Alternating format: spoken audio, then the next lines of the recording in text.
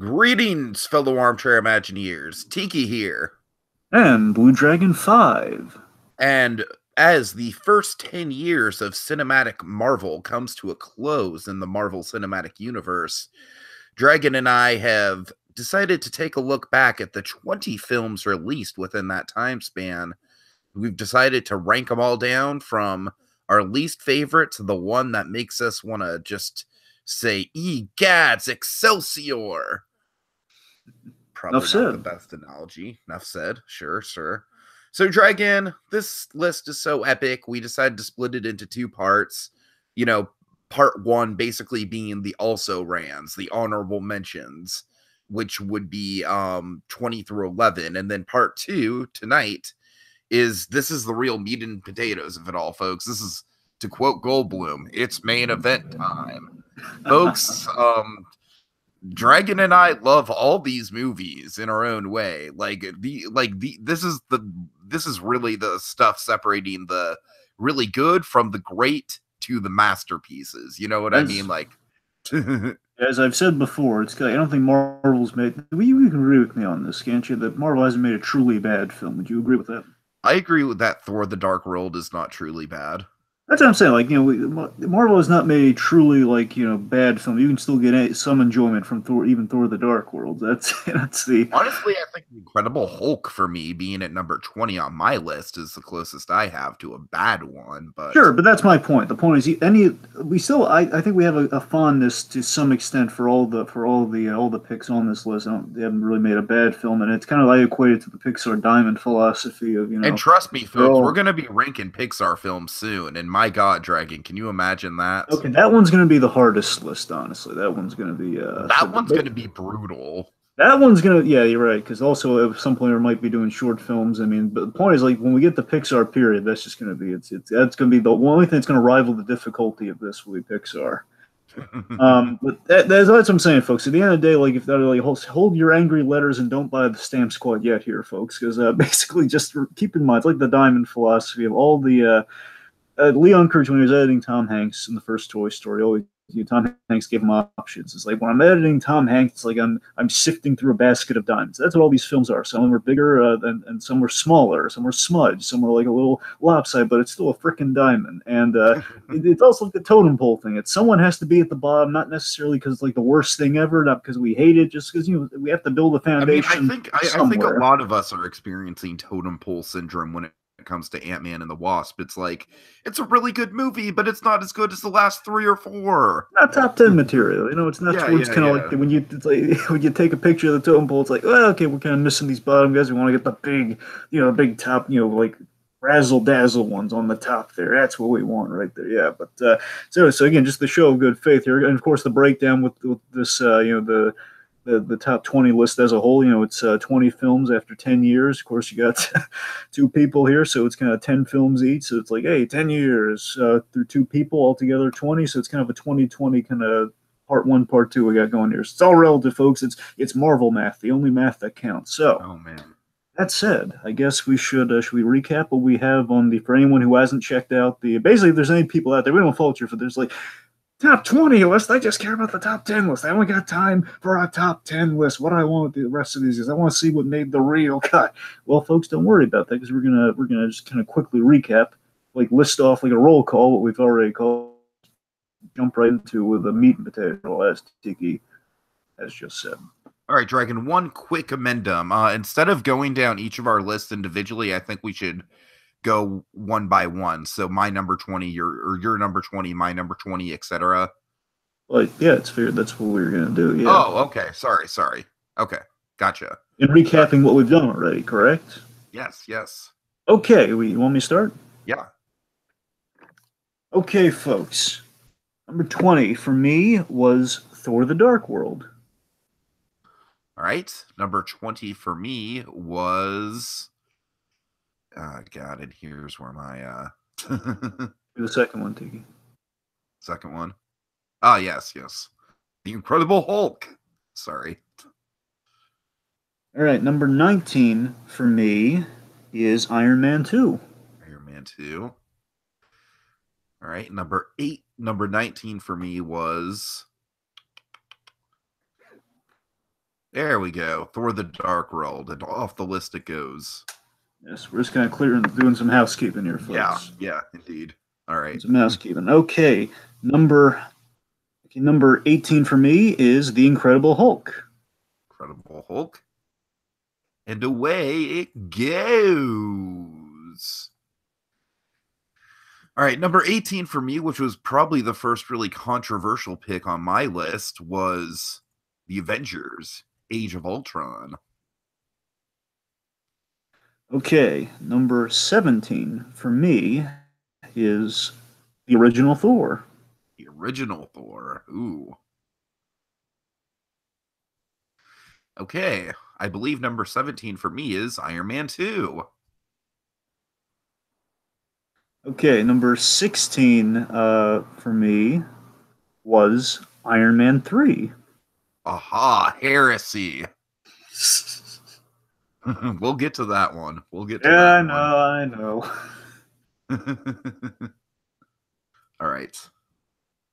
Oh, my turn. I'm sorry. Okay. 16 for you 16 was... for me is the original Thor. Away it goes.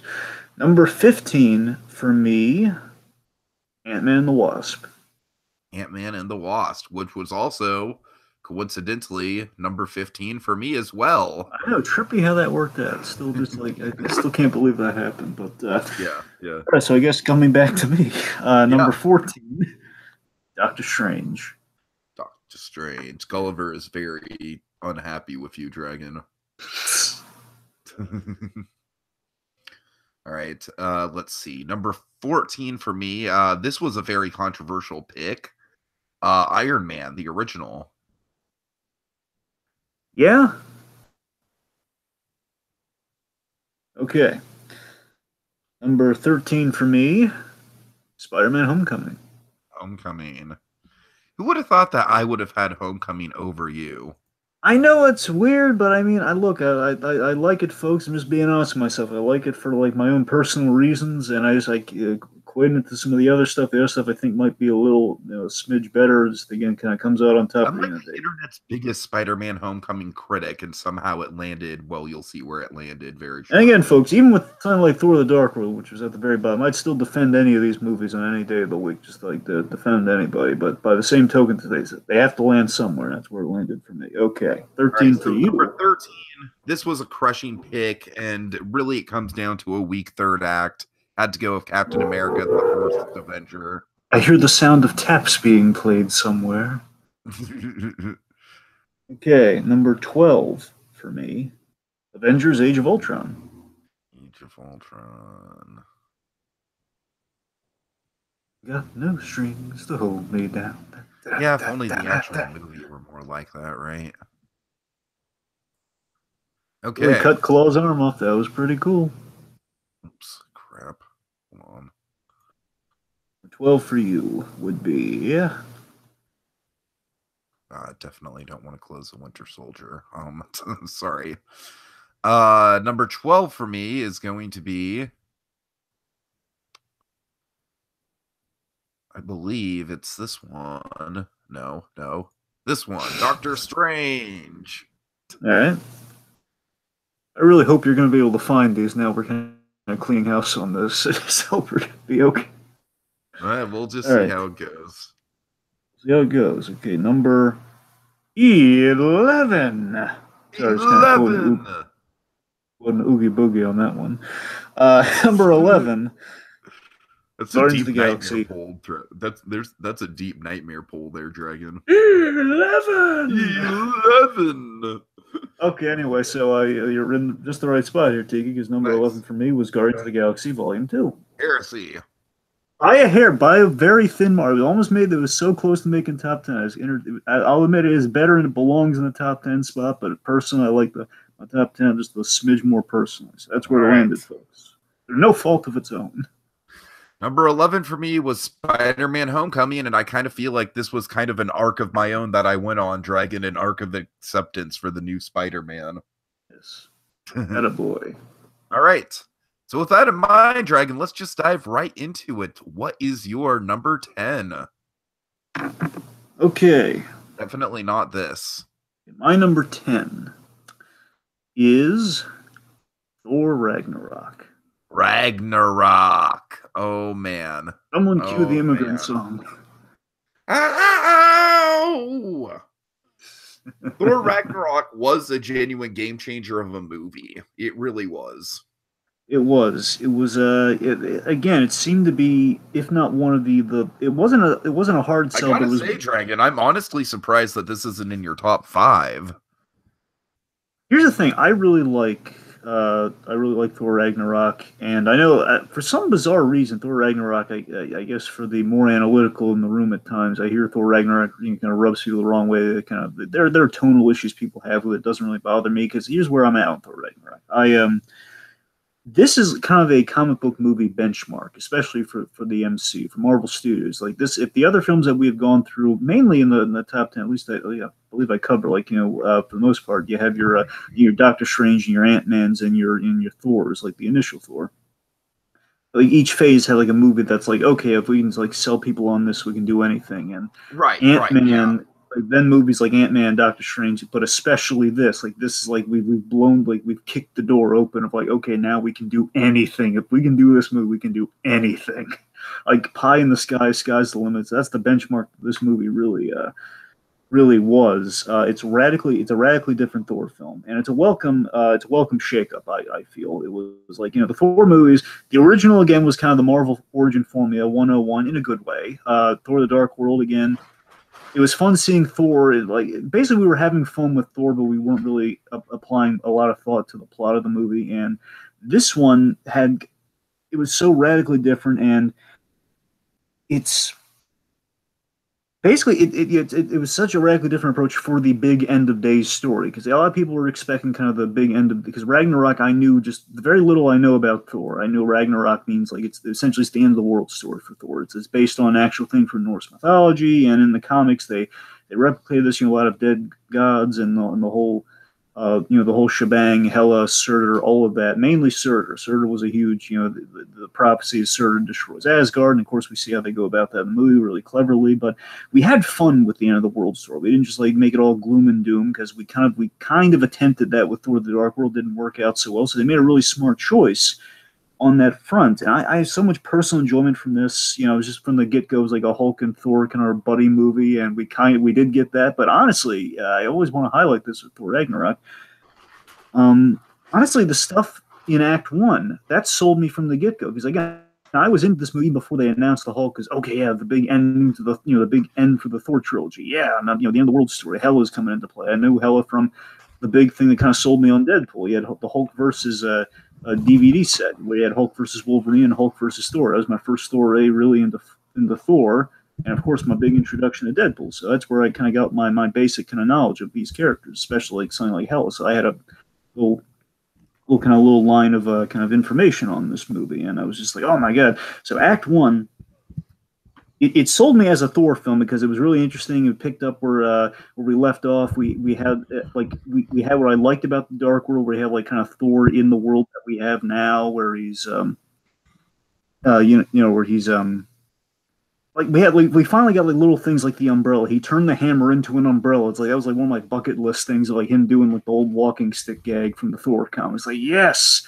oh my god, that's like all this the simple things. And Doctor Strange, he was again, we had a more Doctor Strange is a big reason why this movie is a game changer. The way in which they use him, it feels straight out of the comic books. That's the thing, dude. The whole movie is like we have the lived-in Thor, which I like. It's a lived-in MCU, and we can experience this again. Thor is just kind of our straight man in all of this, and he's a straight man, but he's still like he has like it's Chris Hemsworth getting to play around the role a lot again, not just being kind of he's not the fish out of water anymore. He's he's kind of he's the guy who's kind of rolling with everything. He's just like, okay, we're doing this now, all right. And it's and of course he's freaking out a little bit because he's going to space. We flirt with some of the Planet Hulk stuff, which of course that's also really good. The Grandmaster and Doctor Strange, again, these are big elements that really like make the movie fun and really awesome. And of course Jeff Goldblum is the Grandmaster. It's a delight. Certainly is just a lot of hilarity. Again, it's Taika Waititi brought a lot of comedy to this. And what I would say to any of the critics for Thor Ragnarok is that I'll meet you halfway in that the tone isn't balanced enough, but I would argue we still reach all the beats that we needed to hit. We just maybe it couldn't be met in a little bit more with like the severity of things and the comedy, because I think the comedy is a little comes across a little more than the drama, but it's all there though. So it's like the end. It's that end of Act One is really just the way we introduce Hela and the way we get rid of Odin. Like that to me is like, oh my god, that's what I wanted there, because it's a really sweet scene. And we have like this sense of dread with Hela showing up again. All this Act One stuff, that's the Thor movie I wanted, and then the rest of it is just kind of this crazy adventure, and then we circle back to kind of like, okay, Hela and this interesting stuff about Asgard. So again, I think it's all there, and it's all delightful, it's all wonderful. It's not the deepest of all the Marvel movies, but it's like it's the most fun and it's the most thoroughly fun and enjoyable throughout. Like this is a rewatchable movie. Like it's on Netflix currently, and it whatever. has the Hulk fighting a wolf on a rainbow bridge. Oh, Tiki, not just a wolf, a zombie wolf. There you go. There you go. So all the stuff I wanted was there, and it gave Thor new life, and it's delightful. I love it. So it's great. All right. So Dragon, I know you hold a fond affinity for this next one. Oh no. And I don't know. I like. Granted, I'd be surprised if I didn't see it on your list sooner rather than later, because we're getting into the heavy hitters here. And honestly, this film, as good as it is, I feel like number 10 is a perfect spot for it, because it's the perfect, like, kind of like middle of the road movie in a really, really good way. So my number 10 in that regard is Ant-Man. I love this movie. So yeah, here's the thing, Dragon. I love most of the elements about this movie, all right? Of course, Michael Douglas has never been better in the MCU than this movie. He just absolutely shines here. I feel like, I honestly feel like even though the Wasp character in Ant-Man and the Wasp is very kick-ass, Hope Van Dyne gets to shine in this movie, and I feel like the chemistry between her and Scott is a little bit more palatable. Of course, we get the origin of a lot of the MCU favorites, like Louise's storytelling here. It's got sprinkles of Edgar Wright throughout. It's a really, really fun kind of like, it was the first genuine straight up comedy in the MCU. And that in itself was kind of a tone shift, a tone setter right there. Dragon, honestly, the one thing that I kind of have to point to as a weakness is, there's not a whole lot to remember about the villain. I would disagree, but go on. All right. I mean, you can talk up the villain during when you talk about Ant-Man, but here's the thing. For me, the villain, he's just kind of like, oh, he's an evil corporate guy, and he's a rival of Hank Pym's, and he wants to be an evil Ant-Man. I don't know, Dragon. I know we've had this conversation before about Yellow Jacket. I think you like him a lot more than I do, but for me, Yellow Jacket, like it's not. Believe me, I'd rather have one mediocre villain than three confusing. Like these guys are supposed to be villains from Ant-Man and the Wasp. You know what I mean? Like all decent screen presences in their own way, but at the end of the day, that combination just leaves you scratching your head. So Yellow Jacket is definitely a better singular antagonist in the movie than the trio we get in Ant-Man and the Wasp. So, like I said, Dragon, it's a small scale film.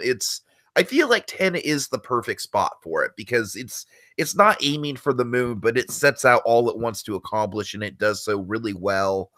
And really, the only reason I have it ranked lower is because, frankly, I think we're getting into a territory where all these other movies, and granted, Iron Man 3 is still on my list, Dragon. Will it rank higher than Winter Soldier? We'll have to find out.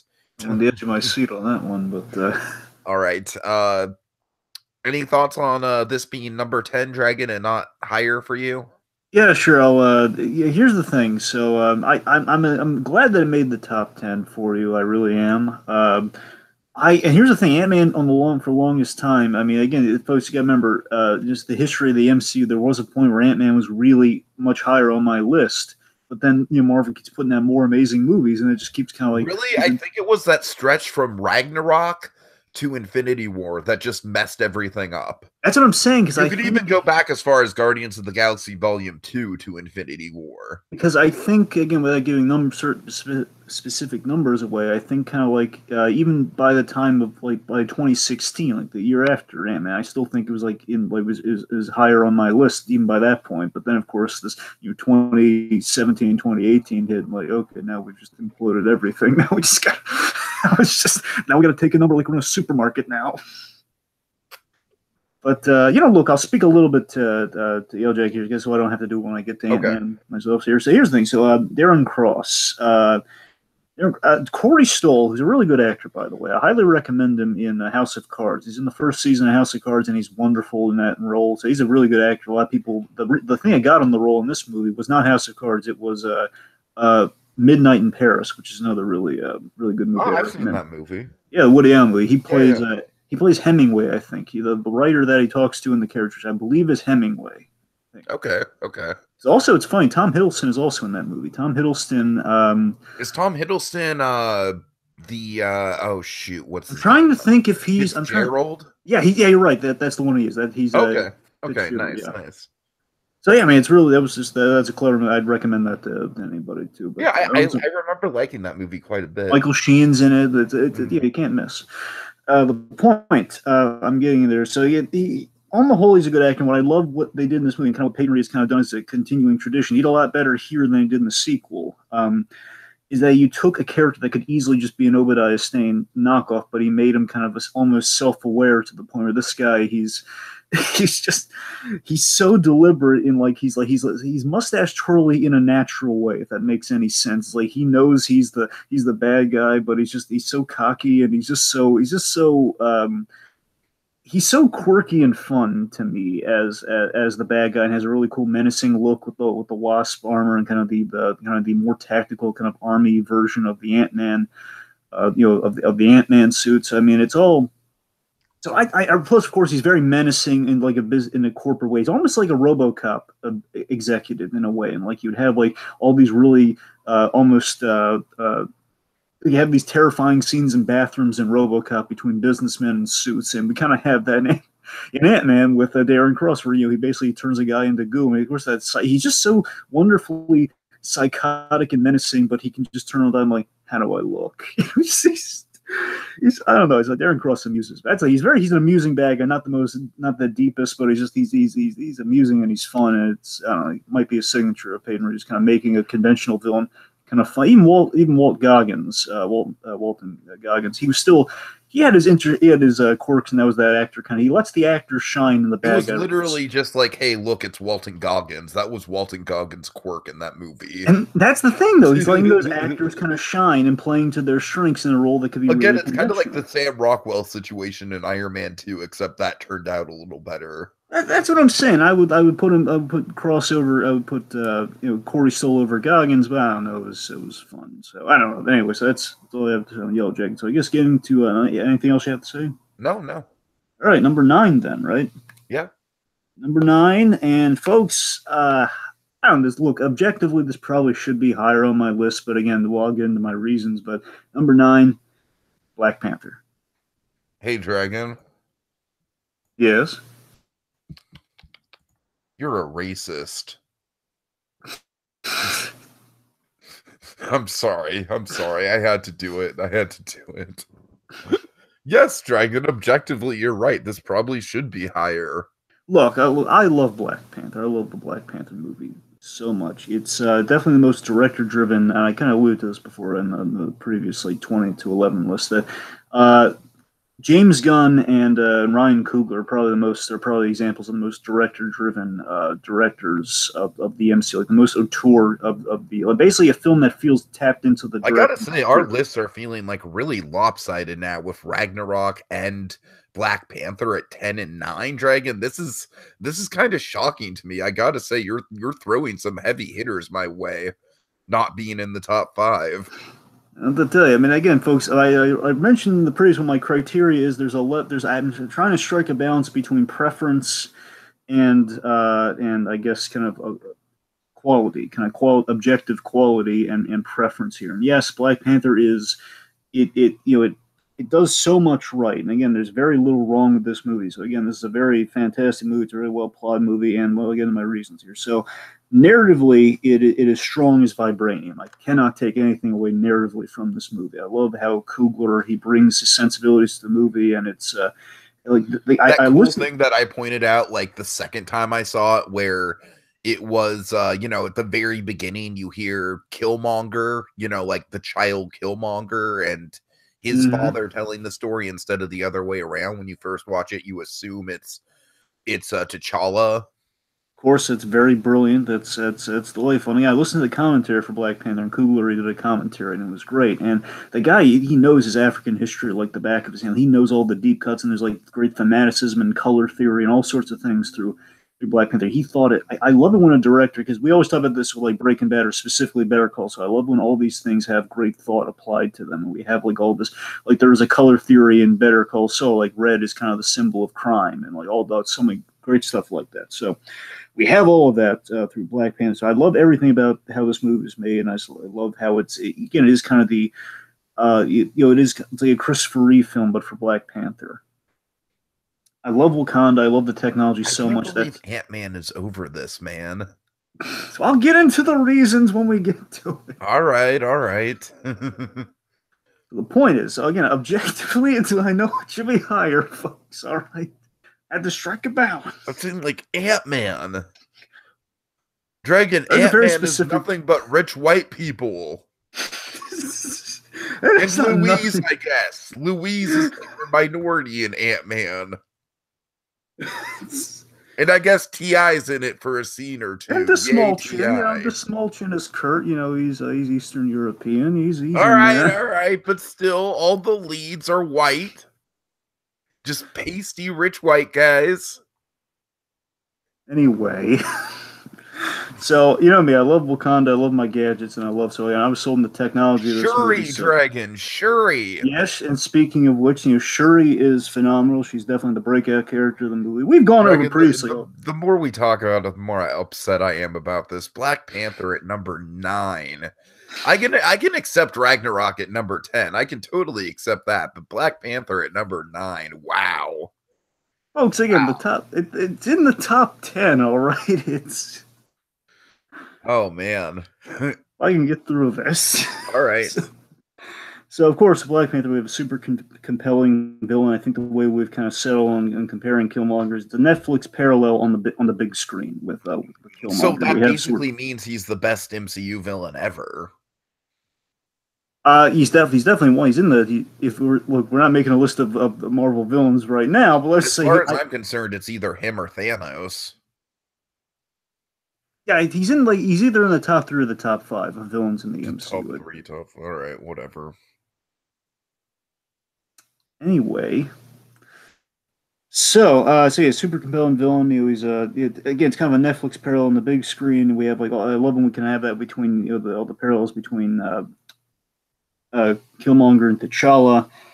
My favorite scene in Black Panther easily is the "You Were Wrong" scene. I love that narrative speaking where we have this great moment where T'Challa's on the ancestral plane. He confronts basically have this perfect moment of change moment where T'Challa is confronted by his father, and he says, "You left him behind," and he says, "Well, he would have uncovered our secrets." And again, we have this Uncle Ben this about T'Chaka, and we had this built in ever since Civil War, and we confirm it's kind of it's sort of like the moment in it's going to be a bizarre comparison. It's sort of like the great moment in Prince of Egypt where Patrick Stewart as the Pharaoh says to Moses, he says, "Oh, they were only slaves, Moses." It's kind of that crestfallen. It's kind of that crestfallen moment you have, like, "Oh my god!" Or it's the moment where Aunt May sits down and explains to Peter why Uncle Ben isn't welcome at family functions.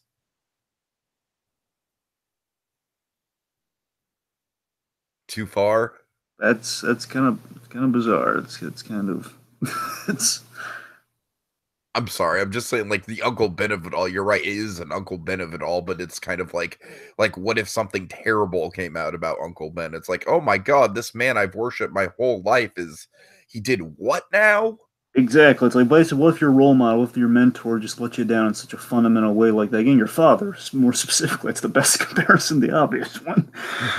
Yes, and it's just that moment again. What I love so much is Chadwick Boseman, the way he says, "You are wrong, all of you are wrong." It's like, yes, that's him just saying, like, "No, I'm going to be different." Basically, it's like him earning his second chance at life there when he gets when he basically comes back from the grave. So again, the only knock against Black Panther I can make, and one of the reasons basically Oh, at the end. please do tell. So at the end of the day, where it really came to between number nine number and the next number here is because again it was kind of it was interchangeable, and Black Panther would have been at least for me one higher than the next one. It should have been. I know it like probably arguably maybe that could be in the top five, but I'm saying for me it would have been one higher, but I had to kind of juggle between these two. Is that the only knock is that we're in kind of a no-win situation in taking T'Challa out in the movie. We kind of paint ourselves. T'Challa's kind of we kind of do the quote unquote death of T'Challa in the movie, and it's a big story point. We need it, and they absolutely need it. So that's why I'm kind of iffy on it. But by the same token, it's in a no-win situation where he's going to come back, and we kind of and just the way the MCU has kind of come about, he's not really king for long. So we kind of have those two bits, those two knocks kind of going against the movie. Nothing substantial, nothing really hurts the movie as a whole, and I know I can't get enough of Claw and Coogler knew what he was doing making this movie. It has a Chris Reeve importance of a superhero film. Black Panther does. Yeah. I can't say enough nice things about it. It's yet another stellar sect of the MCU. I love just kind of like all these little private sections of the MCU, like we have with Doctor Strange, like we have with Ant-Man, like we have with this. And it's probably, I'll say this just to give it points where credit's due, because again, it is low on the list, but I just want to make sure the importance is not underestimated here. It is definitely the most important. I would say it's probably the most important of all the Marvel movies. Probably the most important. All right. So there's that. Okay. Dragon, you know what? What? So I've been going back and forth all day. Iron Man 3 or Winter Soldier. Which do I like better? You better not do this out of spite. I feel like doing it out of spite. I really do. Nah, I'll spare you. All right. So number 9 for me is Iron Man 3. Dragon, I mean, I think you kind of hit it on the nose with a lot of the stuff that's wrong with this movie. But what can I say? To me, like, when I go into an MCU movie, I'm looking for a visionary take on something. I'm looking for a fresh take. And Iron Man 3 is nothing if not different. I mean, Shane Black's fingerprints are all over this movie. I mean, in that way, I still feel like this might be still the most auteur of the MCU movies. I mean, maybe notwithstanding Black Panther, maybe that notwithstanding. As far as the Mandarin twist is concerned, I personally love the twist in the moment. I personally love what they built up to with the Mandarin, and I love the way that they kind of deflated. I think it's a hilarious reveal. I think the problem is the Aldrich Killian, like, I am the Mandarin. Yeah, that's not great. That's not great. I still think Killian is a more interesting villain than Corey Stoles, I'm sorry to say, Dragon, because, at least he does have the motivation. We have that great flashback with him way at the beginning of the film. And he is kind of like an interesting, kind of smarmy, romantic rival for Tony. Like, I remember the line that cracked me up in the theater, like Happy spying on Pepper and telling Tony that Killian is showing Pepper his big globe. Big brain, his big brain. Yeah, right. And Tony's just like, oh, that sounds sexual. So I don't know. Like, I think Killian, like, there's more to Killian than meets the eye. I think he's kind of like, he's a romantic rival. He's kind of like a more competent version of God darn it, Rockwell. So basically, a more competent version of Justin Hammer. Justin Hammer, his whole thing, yeah, was right. He was he was a wannabe Tony Stark. Where this guy actually is like the guy smart as Tony. At least the guy had like not in robotics or not in like technology, but in kind of the biomechanical technology, and of course like chemical and such. Of course, the extremist of it all is what I'm getting at. So he's smarter on the more biometric side of things. Exactly. Basically, an equal in some merit to Tony Stark is what you're getting at. And I feel like Iron Man 3 has some of the best action sequences in the MCU. Plane scene. Yes, of course. I love the way that this is the closest we'll ever get to that bizarro concept that was the Mission Impossible movie with Tony Stark out of the suit most of the time and Tom Cruise playing him. Because it really does feel like a Mission Impossible movie at some spots with Tony Stark. I love the part where Tony Stark has to interact with the fanboy in the van. Yeah. Gary the fanboy. Yeah. And Dragon, I think the best thing I can say about Iron Man 3 is that walking out of this thing, I was like, wow, the third superhero movie curse is broken. Like, I don't know, like, to me, this is the best of the Iron Man movies, and I can totally see people saying that this is not as good as 1. I can totally see that, because it does have a lot of subjectively weird stuff in it that I personally tend to like, because I really, really like Shane Black. But, Dragon, I think at the very least, like, objectively, this is a better movie than Iron Man 2. Like, you can't compare the two and say that Iron Man 2 is better. Well, no, I mean, I certainly wouldn't say Iron Man 2 is better than this. So that's what I'm saying. So just even with all the wonkiness, even with the Mandarin twist, even with the people that twist really rubbed the wrong way, I don't even think those people can look at Iron Man 3 and say like, yeah, but Iron Man 2 was better. Because really it is just a step up. It ups the ante in such a big way.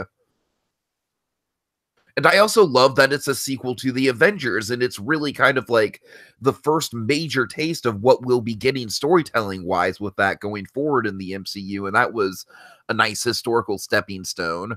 Because before then, the only crossover stuff that we got was just like, Coulson was kind of the keystone to Phase 1, and then we got a couple people popping up here and there, and of course the post-credit scenes kind of drove along the narrative. And then here we are, first film in Phase 2, and the biggest character arc is about stuff that directly happened in the Avengers. Dragon, I thought that was a brilliant move, and I don't think that gets enough credit. It was, and here's the thing. I remember when they were building the Phase 2, and basically we're going to get another phase of basically sequels that will then, of course, lead to the Age of Ultron. Then that was kind of announced, when they kind of shared, okay, it's the gist of where the plan's gone.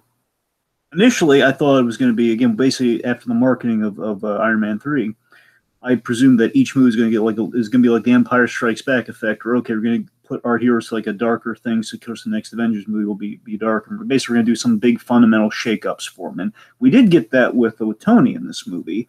And unfortunately, the only one who kind of breaks this chain is Thor, where again Iron Man 3 has the same issue, that we don't kill the girlfriend necessarily. Basically, put her in peril, and we set them up like, oh, they're going to kill her, and then we don't do it. Mm-hmm. I'm saying, given where at least where we're hinting that we're going in Infinity War, I guess it wasn't the worst choice to keep Pepper around. I wish we did in a very less melodramatic way, but yeah, kind of like Thor kind of broke the chain for that. But it is still a really good. It was still really. I agree with you 100%. That it was a really good idea. Like that, bask in the aftermath. And like, yes, if you save the day and almost died, you're gonna be some ghosts rattling around your brain there of the what ifs of like, oh my god, you saw in the space, you saw in this wormhole, you were if there was no Hulk, you'd be a dead man. Yeah. All right, so Dragon, you're number 8. If you didn't give Bruce Banner that blueberry, he'd be a goner. Okay, my number 8. So here we go, folks. My number 8 was Ant-Man. Okay. Here we go. So, folks, I want to make it very clear here. So, Black Panther, look, for me, Black Panther's never going to be in my top 5. It's really good. I will not fight that by any stretch. Black Panther deserves all its praise. I do really love the movie. It's rewatchable. It's great. But I kind of I went with preference on this one over objective kind of quality, because Ant-Man to me, Ant-Man, just the franchise as a whole, and I've said this before with with Ant-Man and the Wasp, and I think it continues. We And just, beat out the black people, Scott. you're just trying to kill me on this, aren't you? You're just trying to. I'm gonna remember this anyway. Next time you slip up and you say Justin Thomas, I'm gonna. All right. Anyway, but yes, here's the thing. Ant-Man, I would say easily for me is the most likable MCU franchise. It really is one of the most likable superhero franchises, and I bask in the likability, and I bask in just like it's so pleasant, so wonderful, it's so niche, and basically a similar thing that Black Panther has to Ant-Man for him, but Ant-Man I think has like a little bit more. I really like the small mundane scale, and Black Panther, as great as it is, with the technology, like we still Black Panther is not supposed to have a small mundane scale. I know. I'm just saying that's the preference of it all. There is that Black Panther is great, and again they're both they have some similarities in retrospect because they're both kind of suit-based characters that do say a lot about the characters. But of course, T'Challa has like a whole like the lineage and the king. Where Ant-Man is just it's kind of this you kind of walk into this legacy, kind of this interesting side history to the MCU you didn't know about. You have shrinking tech, where you have all the great kind of vibranium tech of Wakanda. I love the pseudoscience. I love all like the logical stuff. Okay, you can't breathe on the molecular scale, so you have to have like the breather and everything, all that. So it's just, I mean, they're both very fascinating sects of the MCU, which I mentioned in excess before. I love just kind of seeing these little private sectors of the MCU, but it's grounded yet fantastical at the same time. It's grounded. We're doing shrinking. We're doing kind of that Honey I Shrunk the Kids era stuff, but we're making it work, and we're basking in the ridiculousness, and it's just it's earning its merits. Like the old drunken dare of a movie. Do Ant-Man. Like Ant-Man's been on the docket since the announcement of like the movie plans, like after Iron Man was a success, they had all these properties of like movies they had the rights to develop, and Ant-Man was one of them. And they just kind of announced that like once Iron Man was a success, like one of these days we're going to do Ant-Man. It's always a question of when are they going to get to it, and because like can they even make that work? And it was like the Thor dare. It's like nope, they absolutely made it, and they're basking in the ridiculousness of it, hence the kind of the comedy vibe. I just Scott Lang, he's such a likable and compelling character. He's a character who embodies embodies kind of that Marvel philosophy of kind of like a Peter Parker in a way. Like it's a guy who's facing realities and mundanities in the greater MCU. And until we got that with Spider-Man, Ant-Man was kind of the best of both worlds in that regard. Like it's yet another bug themed hero, and he's facing. Honestly, he's kind of almost like a grown-up Peter Parker because he has a daughter, and his life's a little worse than Peter Parker's. And he's trying to earn it back when the world's against him, in a way. And it's a story of family and fathers. It's at the end of the day.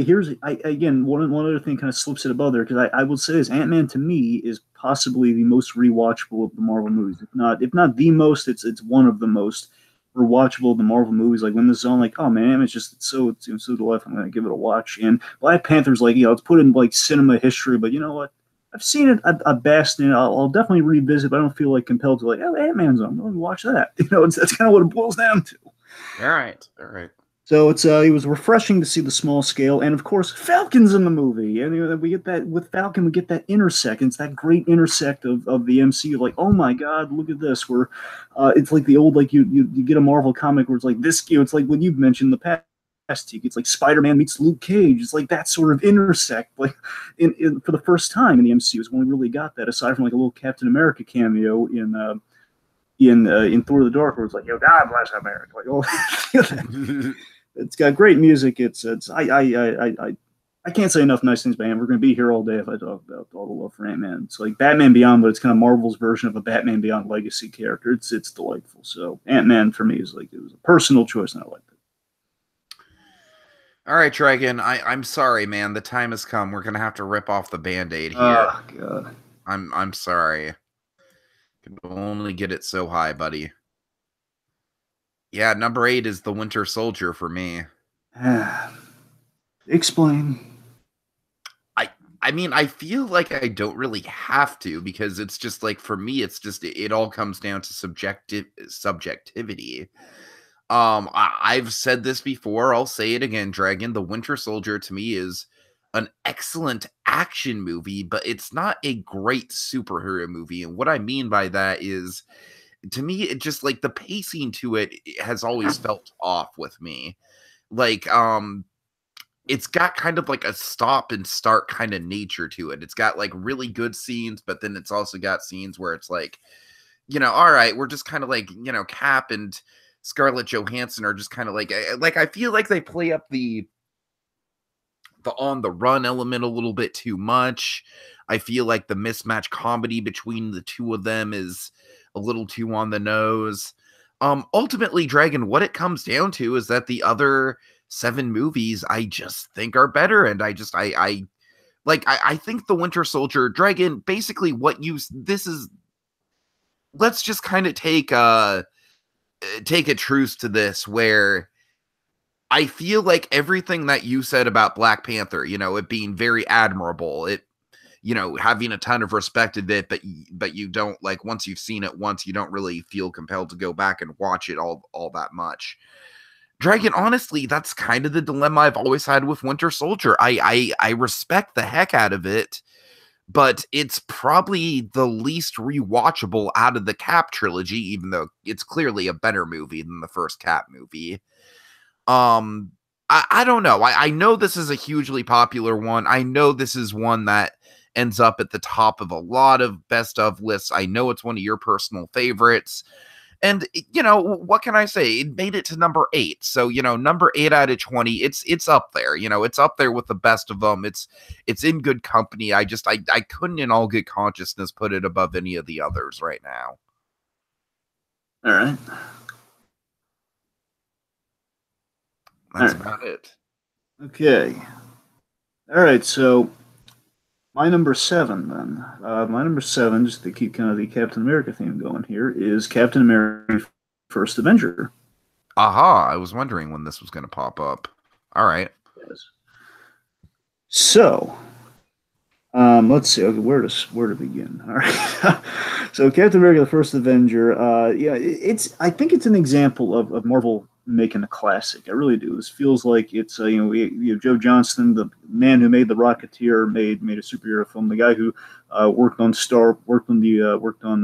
A New Hope, and worked on I'm starting to think if it was A New Hope or if it was Empire. I think it was even A New Hope. I think he did some design work on that. The point is that the man who designed the Iron Giant, which I also alluded to when I was throwing shade at Tiki for the man who gave us Alan.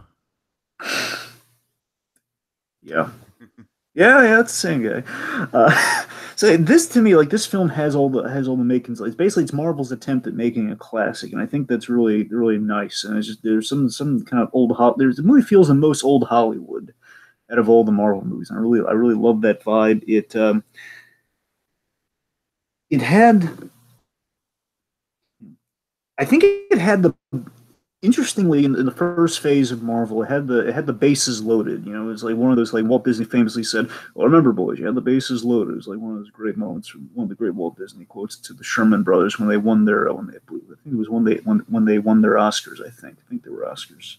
Mm-hmm. And that's the thing. Captain America had the bases loaded because we've seen Captain America is the most achievable of the films announced in the first phase of Marvel. Probably the most achievable, second to maybe the Hulk, but the Incredible Hulk was definitely easily the most achievable, because what was its competition? The '90s Captain America, where he's carjacking people. I mean, come on. To be fair, though, the MCU made that work. The MCU made Captain America stealing cars interesting.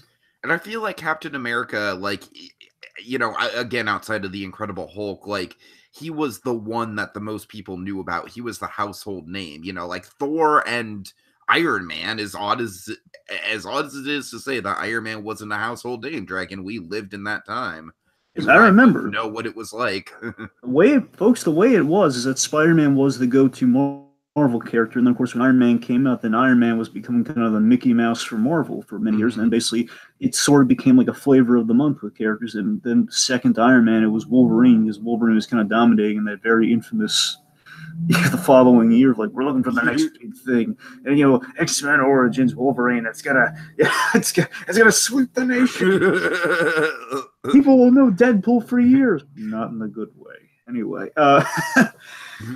but seriously, back to First Avenger. It's this is a fantastic origin film. It's got a lot of heart. I really love seeing that heart kind of make it the screen. Chris Evans, the big remarkable thing about First Avenger. I love the last line of the movie. Do you remember what the last line of the movie is? Oh yes, it's the last line of the movie is it's this beautiful moment where again this is the first time we. I know. Yes, we for the longest time I thought we hadn't gone to New York in the first phase until Avengers. I was wrong about that because aside from this. Iron Man 2 was in Flushing's, Queens, and then and Incredible Hulk was in Harlem, of course. So we're in Times Square, one of the big, most iconic locations in New York City. Captain America is surrounded by S.H.I.E.L.D. agents. And Nick Fury says, "You've been asleep, Cap." And he says, "Is something wrong? I had a date." That line right there. That was kind of like, that cemented it for me, Dragon. I just love the build to that moment too. But Chris Evans, he becomes Captain America. And that was like people are like that was one of the very first instances. I almost kind of regret not putting this one in my top 10 to tell you the truth. You got to remember, folks, at the time, this 2011. This is still in that even before. I guess it was technically the same year as Green Lantern, but I forget if it beat Green Lantern to the punch of doing this first, where it was like one of those examples of, hey, we're gonna take an actor for another role, and that Chris Evans famously was the Human Torch in the Tim Story Fantastic Four movies, and there's Captain America. He doesn't even have blonde hair, and of course, he can obviously dye his hair. Of course, he didn't put two and two together at the time. It's like, I don't know, and of course, he became Steve Rogers, and it was astounding. And this introduces an element that I kind of mentioned a little bit in Ant-Man that we had big time for the big first time in a really great way. We established kind of the history of the MCU, where we're seeing kind of the 40s setting, and of course, we've gotten a whole mileage at a 40s Marvel in 40s Marvel is a treasure trove. Of course, it gets us Agent Carter, and gets us all the young Howard Stark stuff. And kind of years later, it gets us going into the past with the MCU with Ant-Man in 1989 or 87. I think it was 89. And of course, famously now, what we're getting at the 90s era of Marvel, the early 90s, when all the really bad stuff happened in the MCU, was when all the really horrible secret stuff happened. Black Panther was in 92, all the stuff. Civil War was 91. Of course, I'm kind of worried that Captain Marvel is going to be the darkest Marvel movie ever, because that's one set in the 90s. So we'll see what happens. By the way, I've looked into that one. That one's looking more and more promising every time I kind of keep tabs on it. It's like, oh my god, it's going to be even better. Yeah, but still getting from one captain to the main one we're talking about here. So again, the point is, 40 Marvels is a treasure trove. When you think First Avenger, you think the propaganda montage. That was the moment where it's like, I heard rumors of this scene, and of course when I saw it in practice, I was like, oh my god, he's in the original costume. I thought they were joking about that, but oh my god, no, he's actually in the very classic 1941 Captain America costume during the propaganda with the triangular shield, all of that, and we have an Alan Menken song, and it's fantastic. And the thing that still amuses me to know, and the thing I love in the grand scheme of the MCU, probably my favorite idea in the MCU, is the fact that all of Captain America's propaganda, all the comics, all the history, the serials, everything that we know historically about Captain America actually did happen within our fictional universe. Mm-hmm. Mm-hmm. And it's such a brilliant idea. Make it a no-brainer. Again, as Tiki said, Act 1 is that's vibranium strong right there.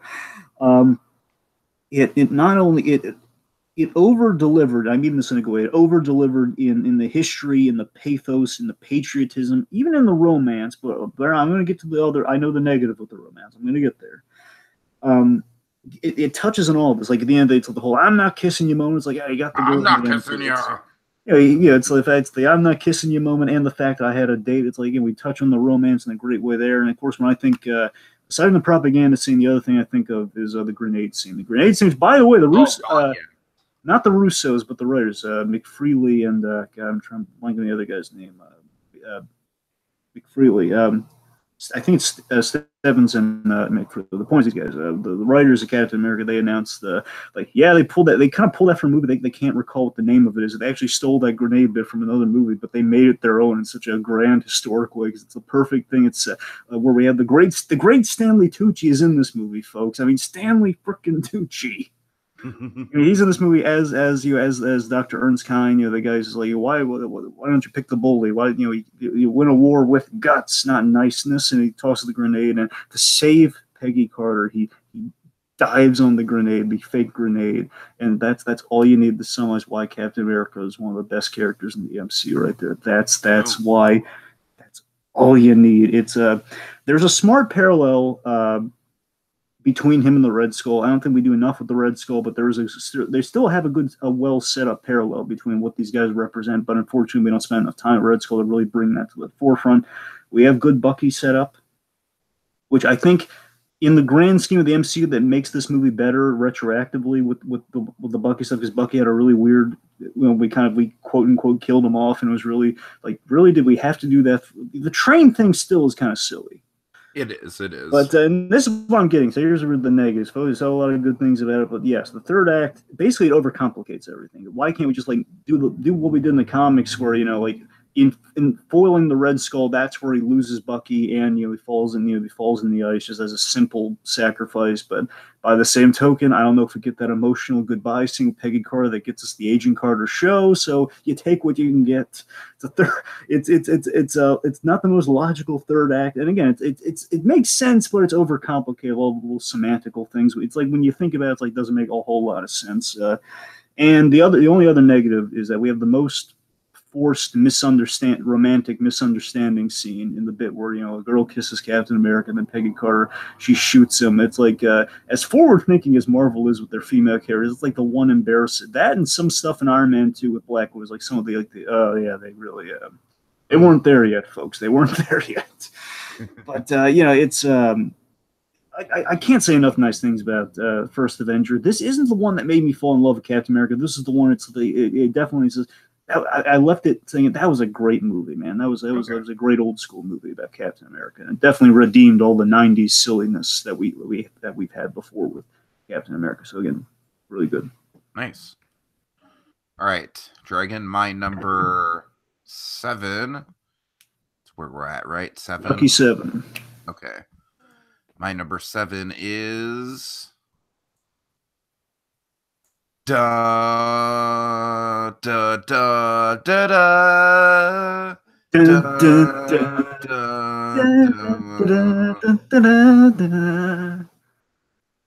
Okay, the Avengers. I mean, what more needs to be said? This is arguably like the fucking Raiders of the Lost Ark for this generation.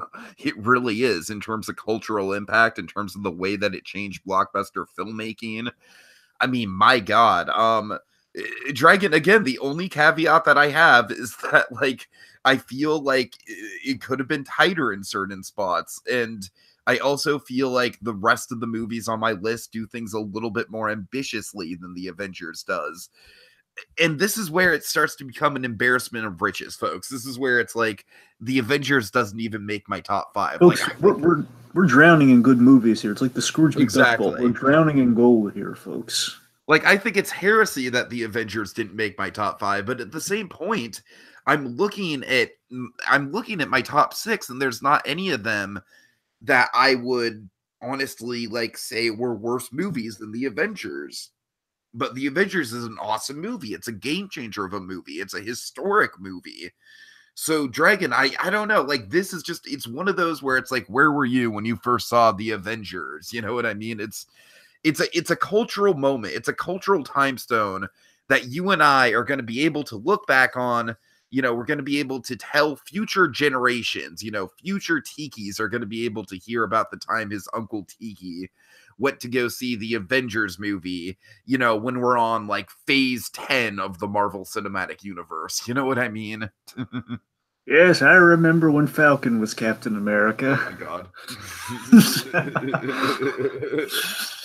But seriously, Dragon, I feel like that's kind of where we're headed to, and it's all thanks to this movie. It's all thanks to this movie being as good as it is. honestly, Dragon, I feel like the Avengers is a miracle of a movie because up until this point, I would say arguably every movie in Phase One, while good, was flawed. I think Iron Man was probably universally everyone's favorite movie in Phase One. And then Thor people generally liked, but it was a little bit of a mix. Thor didn't have a huge turnout for it. Incredible Hulk, kind of the same thing. Captain America First Avenger, people like that a lot, but as we were already saying, it had a messy third act. Dragon, this was the first masterpiece for the MCU. Would you agree? I would agree, yes. This was the first one where it's like they came, they knocked it out of the park, and like I remember wanting to go back to the theater just to see the Galaga line. Because just all the humor was so on point. This is one of the first MCU movies I remember being like, oh man, I can't even keep track of all the jokes in here and all the memorable moments. This is like a cavalcade of awesome. Like, holy crap, how did we go from like the original Thor movie to this in like 2 The movies? shawarma. You know what I mean? Yeah. So yeah, I mean that's really all that needs to be said, folks. Again, I'll just try to justify the rest of my picks being above this because at this point it's just kind of an embarrassment of riches, and it really does kind of come down to the personal subjectivity here with some of these. So Avengers is a wonderful historic movie, and I can't take anything away from it. It's just at the end of the day, I feel like Marvel's made 6 movies that connected with me even more than Avengers did. Yeah. I mean, again, you see, Tiki. It's just getting harder and harder as we get up the list here. Again, they're all great. They're all they're all award winners in our eyes. But it's just they gotta go somewhere. Sure. Okay. All right. So number 6. Then. All right, number 6 for me, and this is surprising. And this one was kind of I was kind of going back and forth between 6 and 7 here, but at the end of the day, number 6, again, mainly for personal reasons. I have a personal attachment to both these movies, but at the end of the day, Iron Man won out. Number 6 is Iron Man. So, yeah, I remember we did a commentary. We're getting ready for Infinity War. We did a commentary on both Spider-Man Homecoming and then Built to Iron Man. Mm-hmm. And, we had a lot of great, again, we kind of went over the majesty and the importance of Iron Man. Just kind of, I guess, recap that a little bit here is that Iron Man, I mentioned at the top of the commentary, I'll mention it here, is that I got a lot of personal connection to this specific movie because this was, I remember I had one of the most iconic viewing, one of the, possibly, maybe the best viewing experience of any movie ever with this, quite possibly. I mean, this and Deadpool is one of my probably, and I say this now, but I don't know, it might be between this and seeing Deadpool, because Deadpool is a movie I was so invested in. There's like that moment, I was like the proudest papa in the theater when I was seeing Deadpool. Like, oh my God, look at it's on the screen. They did all the lines from the spots there.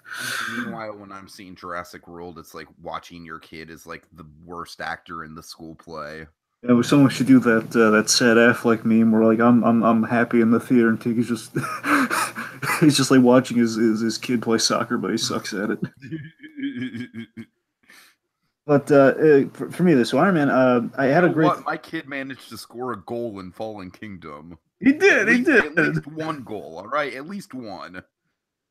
Yeah, like on a technicality, but he scored one. He kicked the ball with the other guy, the other kid. He like the goalie was distracted. Yeah, sure. There's a butter. There was like a butter. There's a Spielbergian butterfly. Like, oh, look at it. Anyway. So what I was saying here, so again, short of Deadpool, one of the best viewing experiences of my life with any movie was with Iron Man, where I saw it at the City Walk movie theater in Florida, for Universal Studios City Walk, and classic movie theater. One of the only superhero movies I've been able to get my grandfather to see too. Like my family was there with me, and we saw it in the theater. And my father, your grandma and you see a lot of movies together, right? Yes, and then she. Here's the thing; it's a funny thing. My grandmother and I, we are the huge Captain America fans. Yes. You've told me about this a lot, and I think it's adorable. And here's the other thing: the flip side of that is this film. So my grandfather, it took like an arm and a leg to get him to watch The Dark Knight, and just kind of fell in. He not only really liked it, but it didn't really stick with him. And the superheroes aren't really his bag. He's more for like the more famous like the Jaws and the Godfathers. That's more his bag. The point is though, so was my family, and when I was younger, and So again, aside from just like this really great, it was a really great theater. It had like all these great standees and everything, and it was a great kind of experience. I've only seen two movies at City Walk. I saw this, and I saw Men in Black 3. And again, I honestly elevated the experience of seeing Men in Black 3. And there's a lot of good stuff in Men in Black 3. So the point And is, this theater, that is a good location to see Men in Black 3 because Men in Black Alien Attack is the best attraction at Universal, in my opinion. but if you folks, if I'll just endorse it here. If you can see a movie at that movie theater, I would highly recommend it. It's a great way to spend the day, especially in Universal. Like, either you're coming from Islands of Adventure, and then it's like, hey, I want to see a Marvel movie, or you want to come back from the Universal side. I saw Men in Black. Let's see kind of a Universal movie out. So my father, the flip side is, my father, I have a kind of a deep connection with Iron Man because my father, before this, generally, he's more the superhero fan. He loves, before he loved Superman, the Christopher Reeve Superman, as everybody loves the Christopher Reeve Superman. And when he saw Iron Man, this is kind of his first foray into the MCU, into the Marvel movies. Of course, the very first one. So he was there from the boom with me. And he, to this day, he is a huge. I err more on the Cap side. I love Iron Man, but my grandmother, she doesn't. It's so hilarious. She doesn't care for Iron Man. But she always tells me that she always likes saying, "No, I don't care for Iron Man." She really gets a kick out of Civil War, to say the least. But my point is, my father, he has a great affinity for Iron Man that really cemented him and made him he collects the superhero stuff as much as I do, and there's always he'll collect all sorts of things Iron Man because this movie had such an impact on him. He's always kind of into the sci-fi and kind of the way the future is going, like all the Iron Man level technology. So he's very so for that reason, I think at the end of the day, that's why Iron Man was a little higher than Captain America: The First Avenger for me. Is that it's a deep connection there. But in the movie itself, just to briefly say, is that. So Downey Jr., he revamped the characters. Iron Man wasn't funny, folks. Iron Man was just kind of he was a gimmick. And Tony Stark, I'm sure there are Iron Man fans there, and Iron Man wasn't a bad character, but he wasn't as kind of as charming as he is as we know him today. So Downey Jr., he really revamped that character in also revamping himself, and so meta, it's such a meta thing. He became the character that he revamped. He became himself in a way. He became the best version of himself, and not only revitalizing his career, but kind of re-energizing that character, and again making him like Mickey Mouse level style of iconic for Marvel. I mean, he's going to be in Wreck-It Ralph as one of the marquee characters for the Marvel section in Wreck-It Ralph Breaks the Internet. So, this movie, it creates the MCU. It's kind of the point of Genesis. All the bets were hinged on this movie. It's a solid origin film. I love the 3-act structure of this film. It's 3 acts through 3 different armors. The Mark I, the Mark II, the Mark III. That's how you map out the arcs. Very simple, real nice and clean. I meant to say this too with Captain America. I feel Captain America has a great arc through the entirety of the MCU. Each movie has a great arc for Captain America, but Iron Man has this great. He also evolves through the MCU, but this one feels like just a great self-contained arc of this guy who's radically different from where he ends up by the end of the movie versus Steve Rogers, who remains consistent, but he kind of evolves in how he thinks through the series of films. Mm-hmm. And we also have that parallel between these two movies. And with Iron Man, too, we get to see kind of we built in some of that kind of that backdoor of Captain America stuff with Howard Stark and the Iron Man and then the Captain America shield and such. And I guess simply it changed the landscape. That's what the movie did. It changed the landscape. It changed the status quo of the character by the end. Of course, the very famous ending, whole "I am Iron Man." For me, the scene that really brings it home is of the Yinsen scene. That's just if you need to epitomize Tony Stark's change of heart, it's that scene where Yinsen, the man who kind of literally saved his heart, tells him, don't waste your life. It's it's just Downey Jr. in that scene. You can see the acting on his face is so. You can see the vulnerability, and you can see the determination. He becomes a superhero in that moment. That's his Uncle Ben. I know we compare him to Yinsen and Uncle Ben. I get it, but the point I'm saying that's the moment of. From the Raimi Spider-Man where, Peter, he's crying and then he looks up and he runs off to chase the mother. That's his moment right there. And I will defend the third act mainly because of that viewing experience. Because the third act of Iron Man, I'll agree with you, it's not perfect, but I would give it a pass because it's poorly motivated. Absolutely, it's poorly motivated. The whole Obadiah Stane gets in the Ironmonger suit just because we need a third act action sequence. But the way it's executed, it's executed like a simulator ride, like a 4D ride, and that's the way it's shot. And being in Universal of all places, You're when literally only saying this because you were at Universal Studios the day you saw it. I admit that, Tiki. I'm not gonna I'm not gonna sugarcoat. I'm just saying that's for me. I'm just saying personally, I have a backdoor actual reason here. I'm just saying for me, that's at the end of the day, I always feel that every time I rewatch me, even taking out just that viewing experience, the way it's shot is shot like that tracking shot in a 4D ride where you're pulling back, like your Pepper Potts running away from them. And that's the way it tracks like that. So that just has a sense of fun. Then the whole fight itself is just, again, it's cool summer action blockbuster fun. But honestly, at the end of the day, it's a we don't care. It's our first outing pass. You have to give it. That's what I would give. It's like, you know what? Yeah, it was their first outing, and it's yes, they should have established that he was learning to pilot the suit ahead of time, but I don't know. It's like you take that logic. It's like we don't care. We just want to get to the end of the movie. All right. It's Iron Man, it's Iron Man stood the test of time, and it's just it was the beginning of everything, and it's a very solid act. It's a very solid arc. It's kind of one of the definitive superhero origin movies of like this and like a Raimi Spider-Man. Like those are your definitive origins, folks. And Christopher Reeve Superman. Those are like the big three. You need them. They're in the tomes of history of comic book superhero movies. So yeah. Okay, so my number 6. I might just break your heart once again, Dragon.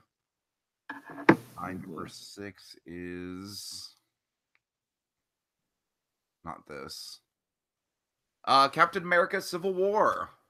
Well, it's your number 6. Yeah, number 6. Oh man, I'm surprised not just one higher, man. Sorry. All right. What do you got? Okay, so Civil War. Once again, folks, we're in an embarrassment of riches, all right? The one knock I have to give against Civil War here, and at this point, it's kind of just like you're looking for things to take away from movies at this point with the rankings, right? Like, it's not about, because all the movies right now are so awesome. It's not about like what movie is more awesome than the other movie. It's more about kind of like the small flaws that kind of hinder the movie. And to me, Dragon, the small flaw with Captain America: Civil War is it really is like, I feel like even including Infinity War to a certain extent, based on the way that Infinity War tells its story, I feel like this is the MCU movie you need to do the most homework coming into. And that doesn't hurt the movie for fans of the franchise like we are, but I definitely think this is not easily accessible to folks just jumping into it.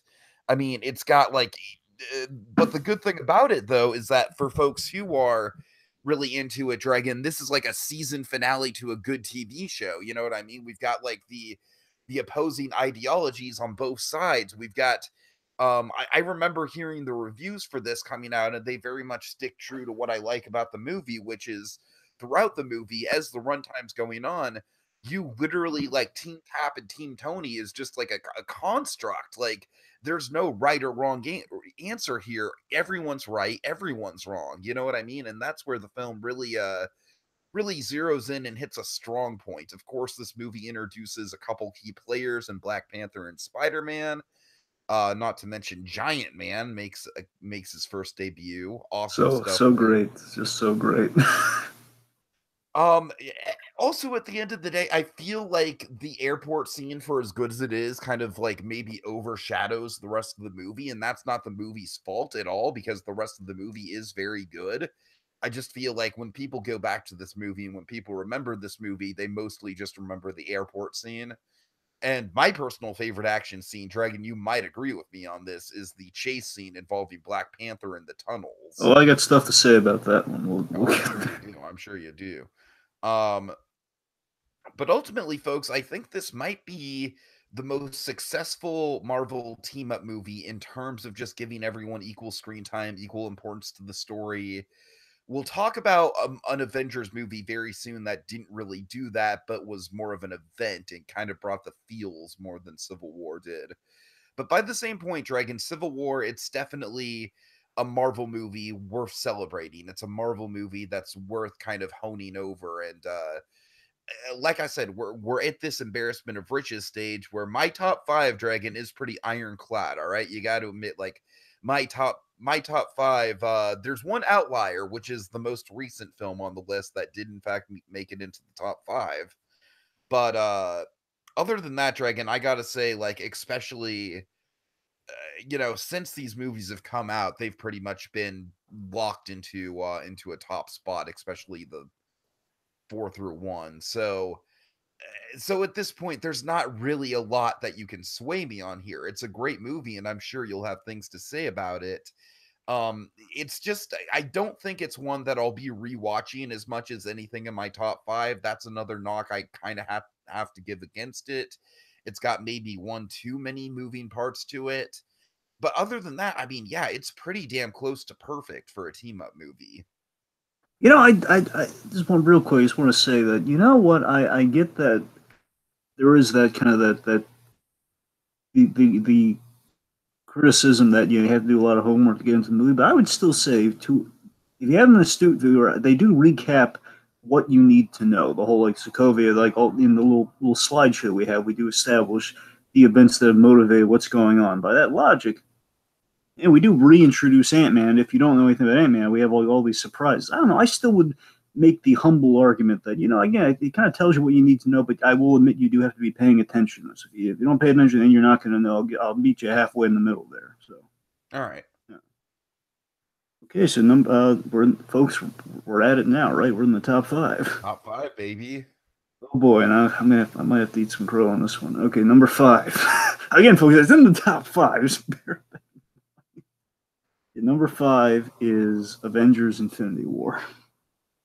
Okay, Dragon. You and I, we're tied here. This is also my number 5. It's like, I don't know what is it about what's about the summer films of Marvel 2018 that just kind of makes us so simpatico? I know, right? It's like something in the air. Oh yeah, so I guess we should tag team this one then. Huh? Yeah, we can just crack this out, and then you can just move on to your number 4. All right, so I feel like the reason why this is as high on our lists is because of the event factor. Like, this was a bigger event than the original Avengers movie, which is a hard feat to accomplish. But this is definitely kind of just the ultimate, like, where were you in the movie theater? People are still talking about this movie. People are still reeling from this movie. I feel like the whole dust thing is going to become like a classic, iconic cinematic imagery. Like, there's so much to process about this, Dragon. Walking out of the theater, I was legitimately pissed and angered by the movie because of the sour tone it left me in. And and it's not the fact that it's a bad movie, it's just that, like, it was that great subversion. It's like, my god, the villain won. You know what's funny? When I saw basically I saw like a whole slew of friends, basically a row of friends seeing this movie, and when we did this, one of my friends, he met me early before I went to go in the theater. We was kind of like hanging out, and he was getting he had a plan, and he told me of this plan a little later than I would have liked. But he told me he knew this one was going to be like an emotional drag in the sense of, like, it was going to be and probably end on a real dour note. And that was a lot of sadly, basically going into this movie, you're expecting a lot of death and a lot of bad stuff to happen to our heroes. So he got schlockered to take the edge off. Oh no! And that's the thing. Like he basically, I kept he went to a bar and he was. And we were chatting up and like, oh man, imagine if this happens and that happens in the movie, and like all the theories and just all the buzz before going into the movie. I make sure so far he's maintaining, and later on when everyone else meets up with us, we're getting a bite to eat before the movie, and he excuses himself to do something, and he comes back and he's starting to fall asleep, and when we're all talking about our own versions, like, oh my god, imagine this, and I'm so excited to see this, and he's starting to nod out. Oh shit. And again, because they basically, I'm then informed, because again, he was like handling his thing. I made sure, okay, he's still like, oh yeah, he went to like the bar within the movie theater instead of like the one that we were before. Like, wait, what? He's like, yeah, it's gonna be a sad movie. And by the end, of course, the movie had sobered. Here's the thing, Tiki. The movie had sobered him up by the end, and he was so glad. Oh yeah, obviously, Dragon. Do you know how many times I've gone in stoned to movies and knowing, like, all right, well, I'm gonna have a really good time in the first act. I mean, that's what you got to plan for, man. That's drug etiquette 101. Well, like, again, I was preferring the alcohol, but yes, I see your Same difference. Same difference. I see your point. I see your point. All right. Anyway, we don't condone any of that, folks, but it's officially. I condone it. I officially. I live in California, Dragon. Officially, we're not condoning anything. No. Anyway, sorry, getting back to the point here. Yes, so Infinity War, obviously, as Steve said, it's the most comic book event of any film ever. Any film ever, yeah. The most it's like the comic book event movie. It's like the most well captured event movie for a comic book film. It is. Empire Strikes Back of our generation, and I don't say that lightly at all. I don't think you're far off with that. In that, everything just comes together. It's a benchmark extravaganza. That's really what it is. Like everything comes together. The Russos, essentially, what the Russos attempted. They've said this very directly, specifically, with what they were going with Thanos, because they kept, kind of coaching Josh Brolin and think Godfather, think Michael Corleone, basically in terms of how to play his character. And the Russos, the movie as a whole, based on that, is like they were attempting kind of a superhero Godfather film, basically a superheroic version of the Godfather. And I gotta say, it and not every literal sense of the word, but in kind of tone and kind of gravity of things, they do achieve that. And that it's I think it definitely cements Thanos as the best MCU villain. I would say that it was without going like really kind of weighing up him against everybody else. I think it's kind of a no-brainer of the big screen MCU villains. Thanos is at the top for me, at least easily. Brolin's phenomenal. Yeah, and Brolin's been having a really excellent year, 2018. He's got this, he's got Cable, he's got that Sicario movie. He's doing pretty good for himself. Well, the Sicario movie, not so. Well, was he good in it? I haven't seen it. I'm sure he is. I haven't seen it, but it's not been. All right, fine. The point is, he's had two really. It's a big flop. I'm not sure how it's doing in terms of critical reviews. All right, fine. The point is, he's had a really good year with the comic book films. All right. I'm sorry, I didn't mean to. It's just I had to correct you with that. Well, I heard a lot of good things like that. So, like, basically, people going into Sky. So I guess I really haven't heard. I want to go see it. All right, I want to go see it. I haven't had the time. All right, it's fair. It's fair. I know nothing of Sicario, so I can't speak to it. It was amazing. The first one was one of my favorite movies the year it came out. All right, getting back to the Infinite War, if you will, the Infinity War. Here's the reasons number 5 for me, Tegan. I don't know if you can speak to this or not, but for me, I remember we had lengthy conversations about this, especially when we did like the first reactions thing. I think you came around when we did the full spoiler cast on this. Is that I think at the end of the day, Infinity War. I don't say this in a negative way, but the marketing was deceptive for this movie. But it had to be. It was in a box where it had to be deceptive because the big reveal is that it's Thanos' movie, and that's a really gutsy, impressive, smart choice.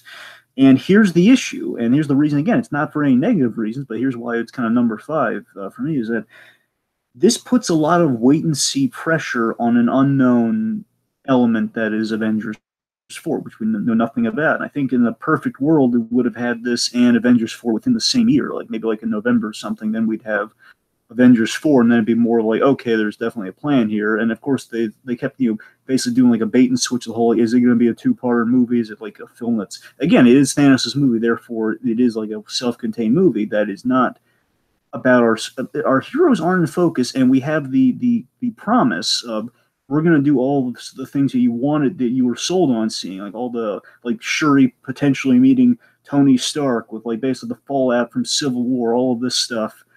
But in the next movie, like basically we're going to like the whole like the 10 years of Marvel kind of paid off, like all of this, like how they've grown, like what they're going to do. But honestly, in Avengers, even that is complicated now because of the dusting thing. Exactly, but again, it's such a gutsy way to end the movie. But by the same token, again, that's the main knock. That's the only feasible knock I have against the movie that puts it down here, because there's wait and see, and until I get Avengers 4, I can't make a proper judgment. But as a movie itself, it's a great movie, and it's a great movie driven by your main antagonist, who's a complicated antagonist. And for Jacob Gulliver's sake, we can't sleep on this one, Dragon. I know. I was about to bring it up. Go on. Is fucking amazing in this movie. Yeah, I love how Doctor Strange is essentially he's our main character. Essentially, well, I'm sorry. Aside from that, it's our main hero. I should say. Our main hero, maybe set along with Iron Man. Tony. I think he trumps Tony Stark in importance, honestly. Yeah, Doctor Strange is the MVP of this movie. He was already great in Ragnarok, and he was like in with the head gloves, and that's the only thing. He doesn't have gloves in this movie. Who cares? He's multiplying himself. He's like meeting Spider-Man. It's all gravy with Doctor Strange in this movie. It really is. And here's the thing I care about, honestly. At the end of the day, Captain America, we don't do a lot with him. When I was going to this movie, Cap has a great entrance in the movie. He has really good, on a rewatch, still has a lot of really good lines. And my favorite thing, even I caught him the first watch, I still love about the movie with Cap, is that aside from getting great lines like, I am Steve Rogers, which delights me to no end, I love that he gets the last line of the movie. I love that so much. I love that Steve Rogers, after losing Bucky and Falcon, all this horribleness happens. Don't worry, we see Thanos is the last thing that we see, but I love the last line, just the way Chris Evans so defeated. Captain America is such a triumphant kind of, this triumphant, hopeful hero, and he's just Captain America with all hope kind of stricken from him in this moment. It's just he's kneeling, and then he just kind of sits down beside himself, and he says, "Oh God." Like, yes, that's how you end the movie. Yes. Oh god, yeah. Infinity War, can't say enough nice things about it. Do you want to hit on some Spider-Man stuff while we're here with it? No, I mean, I think the Spider-Man thing is kind of, I've said my piece with it. I'm not a fan of like the high-tech Spider-Man stuff, but it works in concept with this movie, and I also just love how in over his head Spider-Man is, and I feel like Spider-Man is one of the big main players in this movie. Basically, I feel like this movie works for in a few factions. I feel like it's a really good Spider-Man story with Tony Stark as kind of like a, honestly, Dragon, I feel like Tony Stark is like number 3 in importance after Doctor Strange and Spider-Man. I feel like even Spider-Man eclipses him in terms of importance. Yeah, that's a fair point, but then we also reach maybe the Gamora question of like, is Gamora also would Well, logically yeah, wouldn't but she? then I was also going to bring up like this movie is basically Guardians of the Galaxy 2.5 as well. And it's a delay. I gotta again my favorite. Okay, I'll say this. So I think I don't know if I mentioned this during we did the. I think I had to. Is that short of that oh god moment with Captain America? I think the other favorite moment was some of our Guardians stuff. Like all the Guardian stuff is great. And just that moment with Peter Quill, where basically it's kind of the boyfriend meeting the father moment. I With like you. I like him. I like the fact we have this. Chris Pratt has probably one of his best scenes in the entire MCU in this movie, quite possibly when Gamora made him swear on his mother's life to shoot her to make sure she didn't land in the clutches of Thanos to get him the Infinity Stone, so on and so forth. And he reaches this emotional scene where again it's like he's calling back this silly moment of, "I told you to go right." It was either right or left. "I told you to go." Told you to go right. Why didn't you go right? And he's saying, but you see, he's breaking his heart because he's realizing what he has to do. And she makes promises. "I love you." And then, of course, he pulls the trigger. Bubbles. Fucking bubbles. And again, it's like that. I love how they fixed the reality gem. The reality gem actually worked in a fantastic, compelling way better than it did in the Dark World, thankfully. And it was such an afterthought in the Dark World. We fixed it here, and that's all. That's what I want. And that's all. It's all great. I like him. And the fact that that's what I love about Thanos. Thanos has nothing but nice things to say about people. Yet he's doing very good. He's wiping out half the universe. But Dragon, he's that's such a the nice thing guy. that we kind of discussed endlessly when this came out. The fact that Thanos doesn't have a malicious bone in his body, and it's fucking fascinating. I'm dying to see a conversation between. Honestly, I love a conversation between him and any of the characters. Like one of two things. Me personally, I want to see him between him and Captain America and him having like the utmost respect for Yes. Captain America. But if not, it'd be mind blowing if Hawkeye saved the day and talking to Thanos. That'd be because he has a family too. I mean, think about the parable. Like he has kids, or from the only thing that could trump Steve Rogers from if Ant-Man saved the day going up against Thanos. That's the only way you could top Captain America and Thanos having a conversation for me. Okay, anyway, so yes, Infinity War, and it's all wonderful. All right. I guess me then for number 4. Yeah. Number 4, folks, Captain America: Civil War. Okay. All right. Well, I basically said my piece on this, so you can have the floor. One war for another, folks. This was a tough choice, but I mean, honestly, at the end of the day, Captain America: Civil War. It's this huge milestone event where again, it's not like the most important comic book again, that one is like a comic book event, like from the page to the screen. This is Civil War is a case of it's a milestone event in the history of the MCU that, in comparing to the source material, it improved the source material itself. Because Civil War is a very flawed story, but it was a gimmicky story. Like, hey, our heroes are going up against each other for reasons, for philosophical differences. And here we actually make it a really even argument for the reasons that Tiki has already stated. It's like no one's wrong in this argument. It's a very fascinating, complex argument. And we continue what we set up in Winter Soldier. So it is Captain America's movie, and that is somewhat of a kind of like, well, I'll get to that. But the point is, like, we continue where we left off in the Winter Soldier story, and we had guest star galore basically it's a continuation of Winter Soldier, so it is a third Captain America movie. By the same token, it has like it's Captain America movie with guest stars galore with like all of the Avengers at that time, sans Hulk and Thor, because they're doing Ragnarok stuff. It's this movie, it's character-wise, the arc, the grand sweeping arc with Captain America is really fascinating. It really hit me, especially when we're getting ready for Infinity War, how brilliant we hit it with Civil War with Steve Rogers' arc here. Because think about it, this movie examines Captain America the Icon. It's taking Captain America the Icon and examining what that means in a post-Avengers world. Because in the grand scheme of things, he's the kid from Brooklyn at the very start of the Captain America MCU history. Winter Soldier, that takes us to it's Steve Rogers, kind of like this, the guy, he's Steve Rogers going incognito for a lot of that movie. So it's kind of the man beneath the symbol. I mean, it's let me rephrase that. So you have Steve Rogers, the kid from Brooklyn. Avengers, you have he's Captain America the Icon.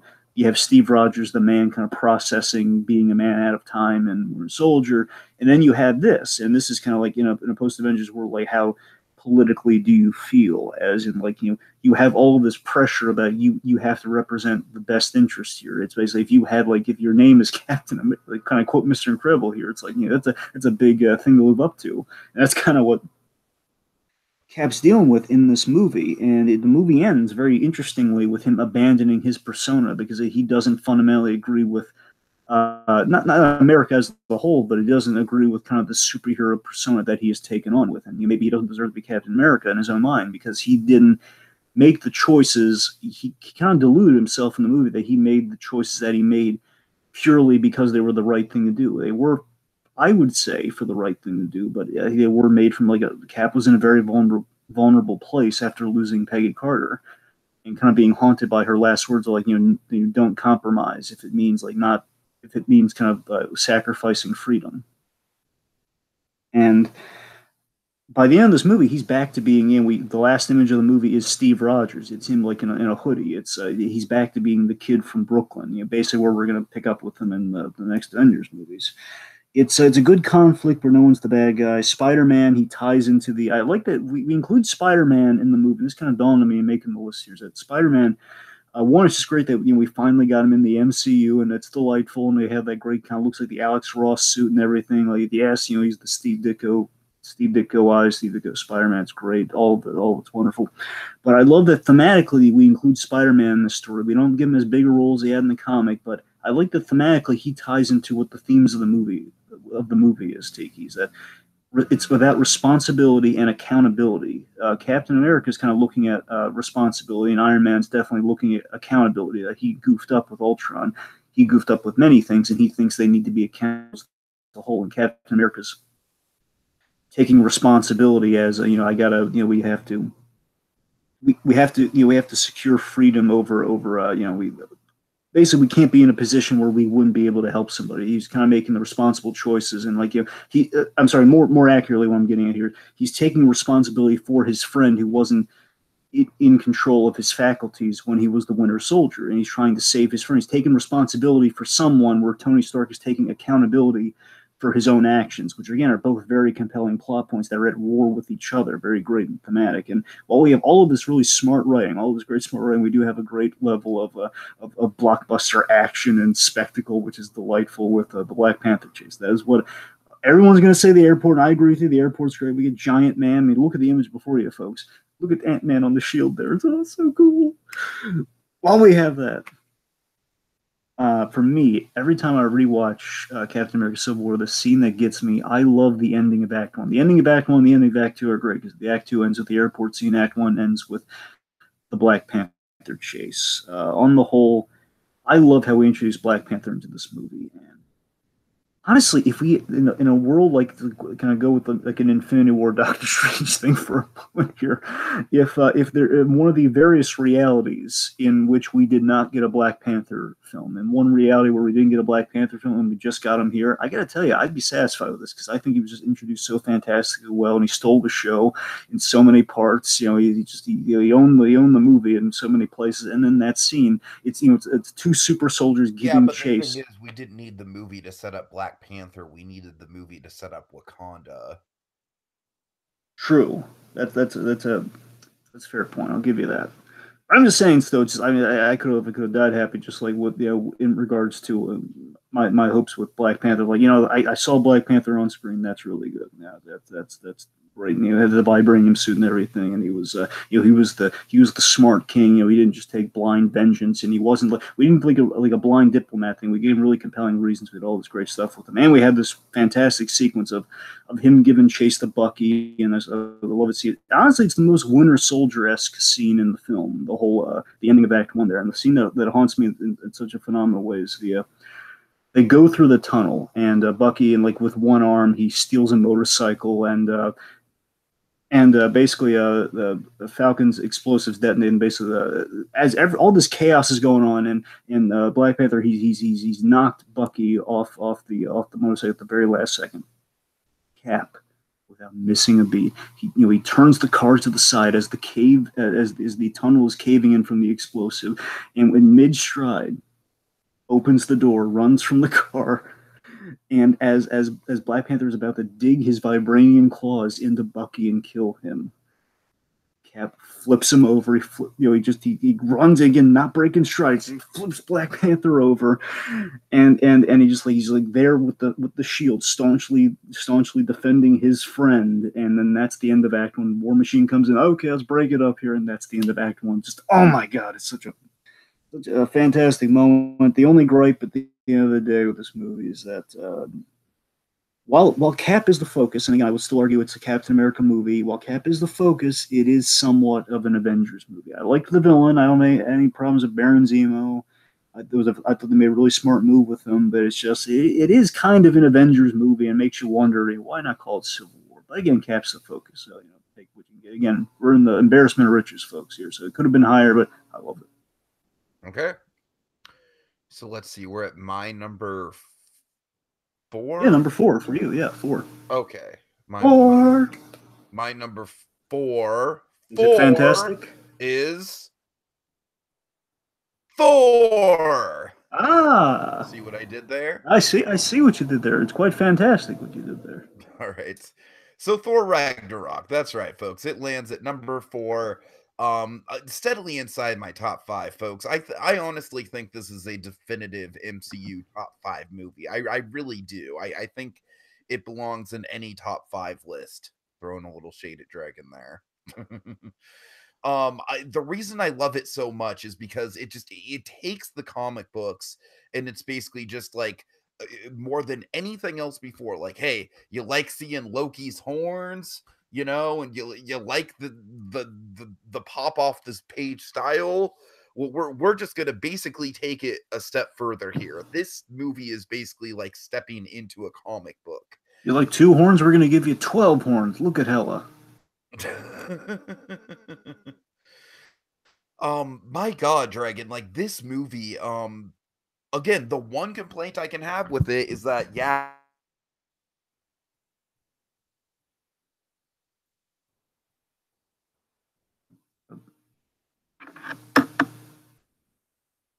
Hello? I think you cut out there for a moment. You might want to say that one more time.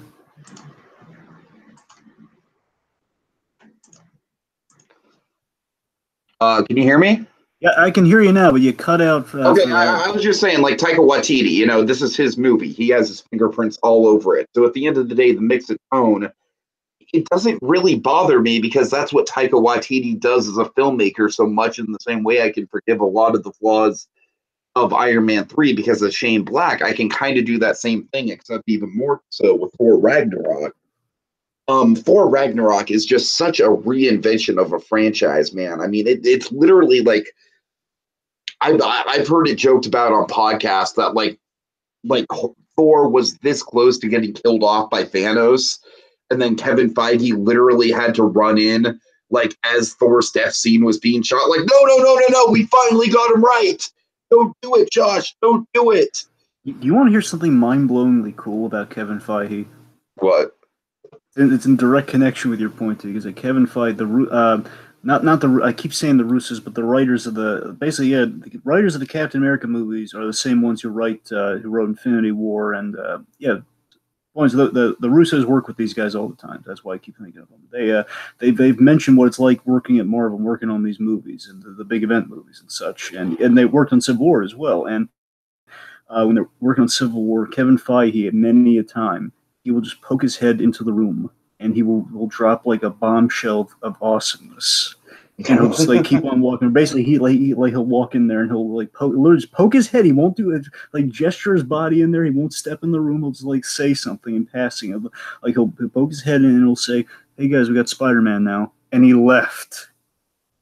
Nice. So I'm saying Tiki is not beyond the realm of possibility. It's something like that happen. That's from the writers themselves. Like it sometimes be like, now this late in the game we got Spider-Man. Oh, it's great, but we gotta change everything around. This movie, importantly, I feel like is the perfect in between a solo movie and a team up movie. And I feel like because of that, it's sort of the blueprint for what I want to see from the MCU going forward. I want to see this kind of fluid world where characters can just jump in and out of each other's stories at will and as the plot calls for it. And that's really what Ragnarok does better than anything else. Of course, visually, the film is stunning. It looks like basically we've called it 80s heavy metal album cover of the movie, and I think that's very warranted, and it's a compliment that I call it that. Hela is not a world-class villain by any stretch, but for an MCU villain, she definitely gets the job done. I'll say it. I've said it before. I'll say it again. She's the best Rita Repulsa we've ever had on screen. I don't think that's accurate, but I like Hela though. She's Kate Blanchett I thought was fun. Of course, Loki gets a lot of good stuff to do. Korg is wonderful. Sakaar as an environment, Sakaar is just a really well realized piece of world building. There's a lot of interesting politics going on beneath the surface of this movie that people might not necessarily catch on to because of the tone.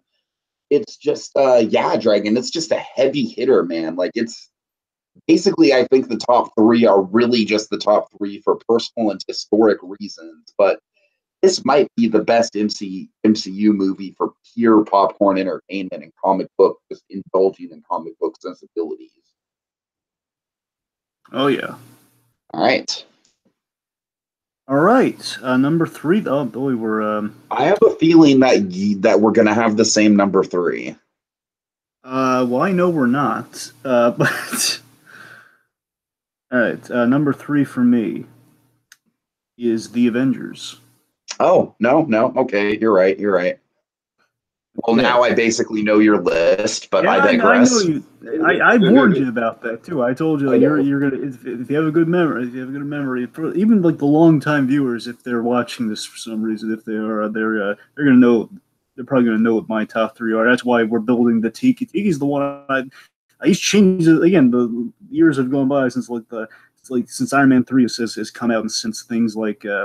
Because Iron Man 3 was actually my number 1 for a long time. I know. Famously, I've known that. And then, of course, you got to throw a curveball at me with that. So, again, I'm going into your list blinder than I ever have been before because I had an approximation of what your top list is. I know at least 3 movies that, again, so far, I think like, at least 2 of them might still be up there. But anyway, we'll see how that goes. The point is, like, these 3 are, so you know it, folks, you're probably going to know what my list are, but let's go through it now. So, the Avengers is number 3 on my list.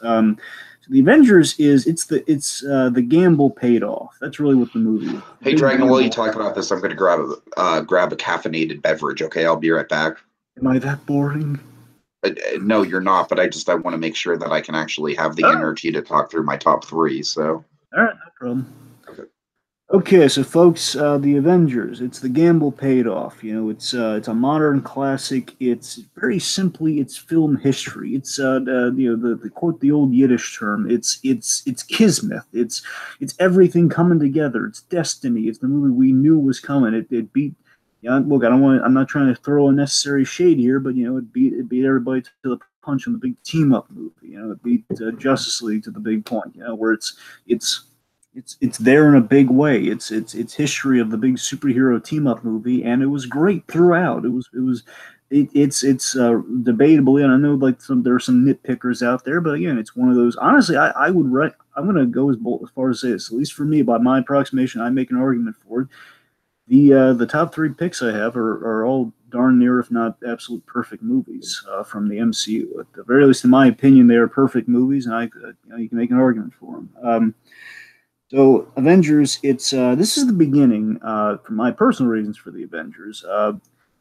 This was kind of the beginning of my Captain America love affair. I started to fall in love with the character because this was the man at a time story. This was kind of tying together things I loved about Captain America in the first Avenger, where we had like kind of that propaganda montage, and I love how through Coulson, you know, we gave Cap the patriotic kind of classic costume. Again, it was a very simple barometer. It kind of got me to raise my eyebrow on Captain America, and then the whole on every rewatch, I liked him more and more, and just it started to become like, yeah, I mean, every time I watch Avengers, I'm drawn to the Captain America stuff before anything else. It's kind of slowly dawning on me. I'm really gravitating towards this character more than I was Iron Man. I don't know, I loved Iron Man, but it was just like Cap sticking out to me. This, of course, very famously revitalized the Hulk. We got a very different Hulk. It had been years since we had got, well, I don't say not many years, but years since 2008 that we had gotten the Hulk again by a different actor, and importantly, not just a different actor, but a very different take on the Hulk. It was like it was a Hulk who was a Bruce Banner who's I'm always Cap. My secret is I'm always angry. Like, that was a really great kind of revelation with that character. He's like, what if Banner was in control? What if he wasn't the shrinking violet, you know, the fugitive on Rome? Which I think we all have grown up loving that about the Hulk. And it's like that's a big change. That's a cool gutsy change. It's like something you pulled from the comics. Of there are all these weird ages of the Hulk where you do something like that. And you know, there's something powerful and at the end of the day, something kind of dawned on me. I was making the list on Avengers here. Is that there's something. It's kind of vaguely post 9/11 esque, and I don't mean just in the action. What I'm getting at here is that there's something powerful and triumphant of heroes saving the city from this hopeless situation and not giving up. And it kind of taps into kind of that vaguely kind of like the real heroes coming together during the worst catastrophe you can imagine. It's only like a 9/11 setting almost. Of course, alien invasion. That's alien invasion. It's pretty hard to fathom while it's going on. You have I'm back, by the way. Oh, yeah. And it was just okay. I mean, I just got back, but that's good. Yeah. All right. What was I saying? Oh, yes. So yeah, with the Avengers, all the arcs come together. They all intersect. We have the tragic death of Coulson, very memorable scene there. Of course, the fanboy element of Coulson was delightful. The Alan Silvestri theme, very iconic, very wonderful. It's probably one of the best scores in a Marvel movie. We got a lot of great scores. I feel like that theme gets more and more iconic as time goes on. Oh yeah, and honestly, it's a theme that we didn't exactly walk out of the theater humming, but as time has gone on, we very much just it's gotten lodged in our brain. I'm very iconic, and I was so delighted when I learned that Silvestri returned for Infinity War before we saw Infinity War. And I was like, oh my god, yes, because that was so. Because again, honestly, some of the best Marvel movies have gotten the Silvestri tribute. You know, the first Avenger, Avengers, and then of course, honestly, it's like just Silvestri likes score movies with Avenger in the title. For some reason, not Ultron. That still baffles me why they didn't get him back for Ultron, but I guess he was busy. I think he knew there was something fishy in the water with Ultron. But then again, when you think of it, you might got to admit, Dragon, Ultron is the one team-up movie that didn't make either of our top 10s, so there is kind of something fishy there. I'll say this, though, for the longest time, again, back when in the earlier years, like Ant-Man and like Ant-Man and Age of Ultron were in my top 10 in previous in previous years, where like they were really high on there. Like Ant-Man was like in the number. Ant-Man is in your top 10. I know it. I'm saying higher in my. Okay. Like Ant-Man was higher. Like Ant-Man was like my number 5 spot, and like Age of Ultron used to be, like was in like number 6 or 7 spot in previous years. So there's just it's changed. So yeah, it's awesome. It has this summer spectacle to it. It's a fusion of Marvels in every way, really. It's a fusion of all these marvelous characters, like all the great. The best qualities of these characters kind of fused together in a big kind of team movie. It boils down, aside from like your obvious go tos of like the Coulson death or the big Hulk out moment, the whole like that's my secret cap. I'm always angry. For me, when I rewatch the Avengers, the scene that gets me, especially having I mentioned this while you were gone, like this is the beginning of my love affair with Captain America with the Avengers. That's when I started to kind of realize I was really gravitating towards the MCU Captain America, and the moment that really gets me post being like realizing that I was really gravitating towards Cap was the promise moment where Nick Fury is kind of summarizing the events of the World Security Council as we're seeing the events end the movie, as basically towards the end of the movie. Captain America is on his motorcycle, as Nick Fury says. Like they say, and all the worlds know the Avengers are to be feared, et cetera, et cetera. And then one of the members of the Security Council says as what, like as a threat. Basically, it's like saying it'll be like a warning, as a warning or a threat. And Nick Fury says, as we see this awesome heroic shot of Steve Rogers on his motorcycle, like he was in the 40s, a promise. It's like yes, and what that promise is, it's a promise that we. In our darkest hours, we're going to cling to these ideas. If we cling to these ideals, like these heroes, in our darkest hours, we're going to endure together. That's kind of the message that you get with that moment about a promise. It's like the hope and idealism of that moment about like what these guys did, why it was so big. Like they saved us from an alien invasion, but it's not just the alien invasion. It's like the worst thing that could happen to a recognizable city, no matter how fanciful. It's like no matter how fanciful or like kind of how comic book it is, like it's still just that great. That great summation of heroism among people in crisis. It was it's great. So the Avengers is an iconic classic, and I think it goes without saying why it's within the top 3. Okay. Oh boy, Dragon. Now we get into the big ones. Now we get into my number 3, and my number 3 is. Are you ready for it, Dragon? I'm ready for it. Yeah. Hooked on a feeling. Dun, dun, dun. Okay, so here's the deal, Dragon. I know this is your number 2. Well, don't tell them. No. Hold on. Basically, what we're going to do here, folks, with the format, I probably should have gone over with this with Dragon first, but I'm just kind of coming up with this in the moment, kind of save some time here. So, Dragon, you and I are going to talk about this movie together as my number 3 pick and as your number 2 pick. After that, I'll hand the baton off to you for your number 1 pick. We'll talk about your number 1 pick. And then after that, I'll round things out with my top 2 and kind of build the suspense of what exactly my number 1 is. Sound good? Well, I don't like how on the fly it is, but I guess it'll work. All right. So indeed, Dragon, this is your number 2, my number 3.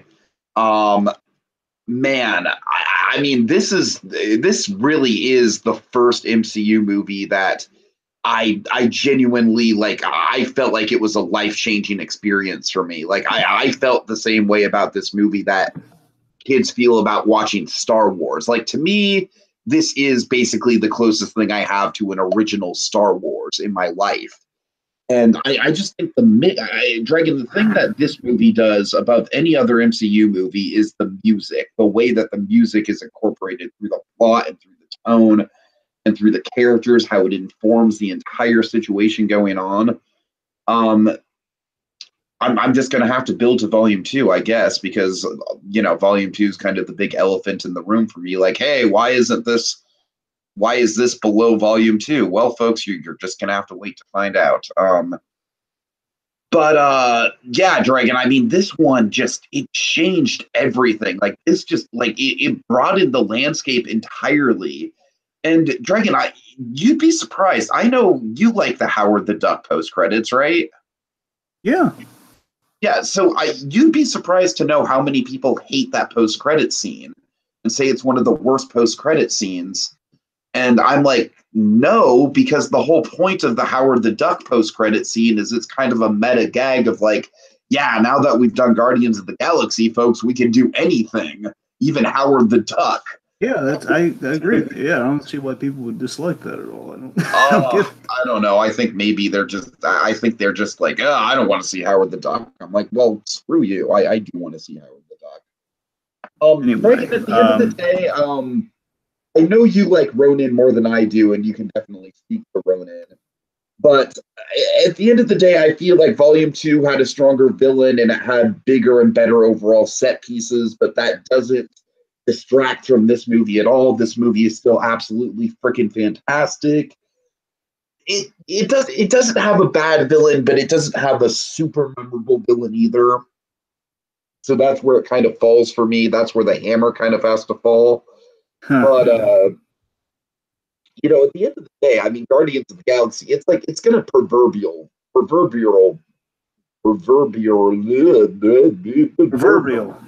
Yeah, it's gonna be a proverbial favorite. Like I feel like this is maybe Dragon, would you agree that this might be like if we broke it down on a scientific level, this is perhaps the most easily agreeable to make it into the most people's top fives? Yeah, I would imagine this would get in people's top fives, like across the board. I'd imagine. Okay. All right, so I'm sorry, Dragon, you're chomping at the bits here. How do you feel about Guardians? I think you're looking for preferably, maybe preferential. I think that's what you're looking for, as you said. Anyway, yes. All right, so Guardians of the Galaxy. I think it's the perfect balance, and I think this is why I put this. I'd put this over Volume 2, and I have put this over Volume 2. And Volume 2 was almost in the top 10, folks. It's between that and Ragnarok, and again, I prefer Ragnarok more. I would agree Guardians 2 is a better movie than Ragnarok, but I would, I go back to Ragnarok a little bit more than the entirety of Volume 2. That's kind of where I landed on. It was like neck and neck. But anyway, so the first Guardians, easily the first Guardians I like more than Volume 2, and I love it in the grand scheme of the MCU because it's the perfect balance of the MCU and a James Gunn film, where Volume 2 is all James Gunn. That's not a problem. By no means is that a problem. I think this hit me in a sweet spot where I like that balance. I like kind of that quote Thanos. It's balance. I like it. It's that balance of those two elements where you have the magic of character persist through this film. We fuse music and emotion so intelligently in this movie, so strategically, and it pays off. And it's really it's a great eye catcher. It's a great it's a great movie before it's a great we have to. It's like, oh my God, Guardians of the Galaxy is such an unknown property. How the heck are we going to sell this ridiculous concept? They don't have any fears of it because we're just telling a really compelling story before all else. Because again, the beginning has you. The beginning has me. I mean, my favorite elements of this movie. My favorite member of the Guardians is Star-Lord. I love Chris Pratt as Star-Lord. What? Star-Lord, man, come on. Yes, I mean, I was so enamored with Star-Lord from the get-go. He's the origins. It's like the movie on the whole. Like technically it's an origin story, but really it's about friendship and a band of misfits. That's really what the movie's about. And each of these characters is a great story. We kind of expand upon Gamora more as we go along, but I still think I always still like Gamora in the movie. I saw potentially knowing who Thanos is like, oh yeah, that's really cool, and having all that backstory kind of built in there. I love Star-Lord. I was sold instantly with the two opening scenes with Star-Lord. One, we had the 1988 opening. With the infamous take my hand moment. Yes, and I'll circle back to where I really want to talk about that. Oh yes. But for me, easily, as much as I'm going to talk up the ending scene, easily though, when I think Guardians of the Galaxy, the scene that sold me so much in the movie, my favorite scene in the movie. If I ever had the gun to my head, if I had to pick one Hopefully that gun will shoot bubbles. But if I had a space gun to my head, I'm picking the opening credits scene. I love it so This much. is almost like a thesis statement for a generation in a way. It is. It's quite possibly, I think, along with Deadpool. I'm not the first to say this. I think along with Deadpool, is some of the finest opening credits of any superhero film. Really, it's like the opening credits for this film are all you need to know about Peter Quill as a character. And we have "Come and Get Your Love" playing. It's a great song choice. We see the Sony Walkman, like all the visual clues are there. He looks cool. Again, it's kind of in that. Again, he's basically, we see that he's kind of a mixture of like an Indiana Jones meets Marty McFly. It's or like maybe a Han Solo. But the point is, a Harrison Ford character of your choice and Marty McFly. That's kind of what you have with Star-Lord. And he's delightful. It's a great little sequence. It's a simple little sequence, and of course, it's the freeze frame that for me is like just when the Guardians of the Galaxy logo popped up, little tiny Star-Lord dancing. That's all you need to know about the movie. That shot. That's it. That's all you need to know. It's got a great cast. We go to space and we go full Marvel cosmic, which is something I never thought we'd really get to after all these years, and we did. Like, we flirted with it with like other movies like Rise of the Silver Surfer. That's like the closest we ever got.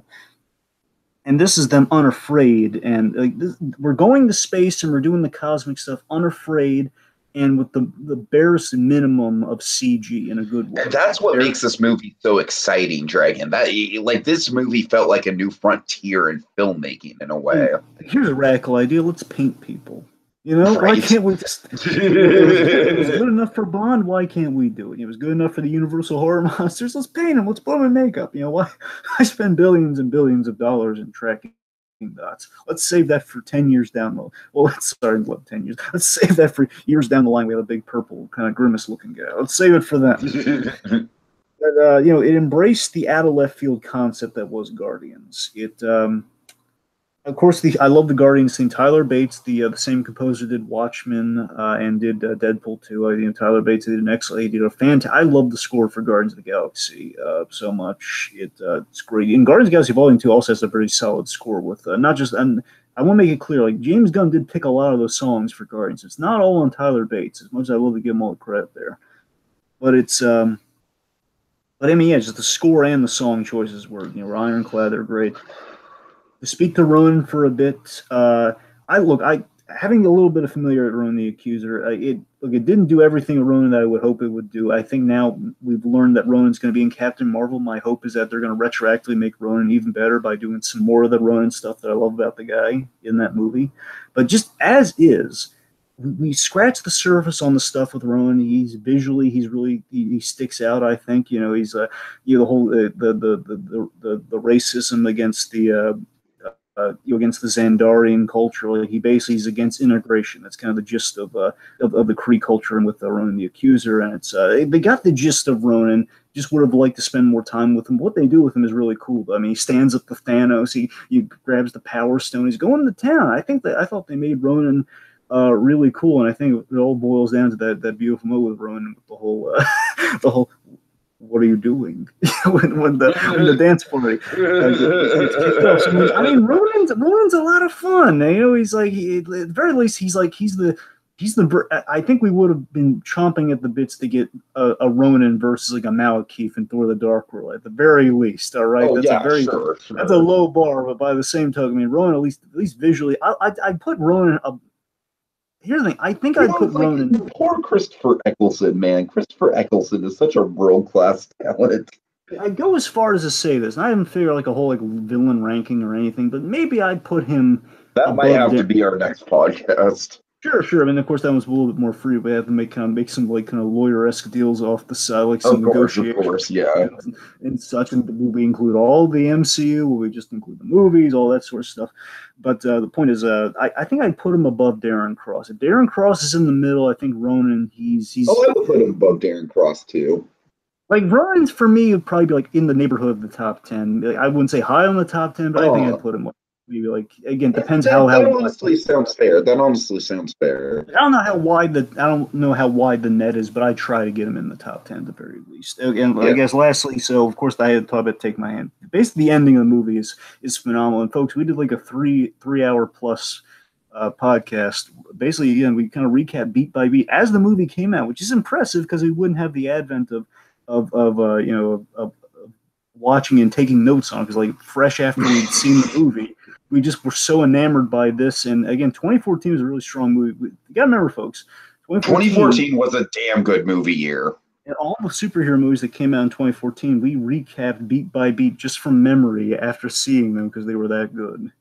And also, Birdman was kind of another great, like, unconventional superhero movie that came out that same year. Are you sure that was 2014? Yeah, it was 2014, yeah. I keep thinking 2015 with that, but I'll take your word for it. I believe you. But yeah, the ending is perfect. 2015 was Spotlight. That was good too. No, I'm just saying, like, Oscar-wise, in terms of, like, the Best Picture. Right. I calendar my years based on Best Picture winners, folks. It's sad. Okay. So the ending of Guardians is perfect. That's the thing I really want to highlight here. So the ending is perfect. And both, again, I think some of the best Marvel movies end with Marvin Gaye. I think that's kind of we got to end with Marvin Gaye music and more Marvel movies.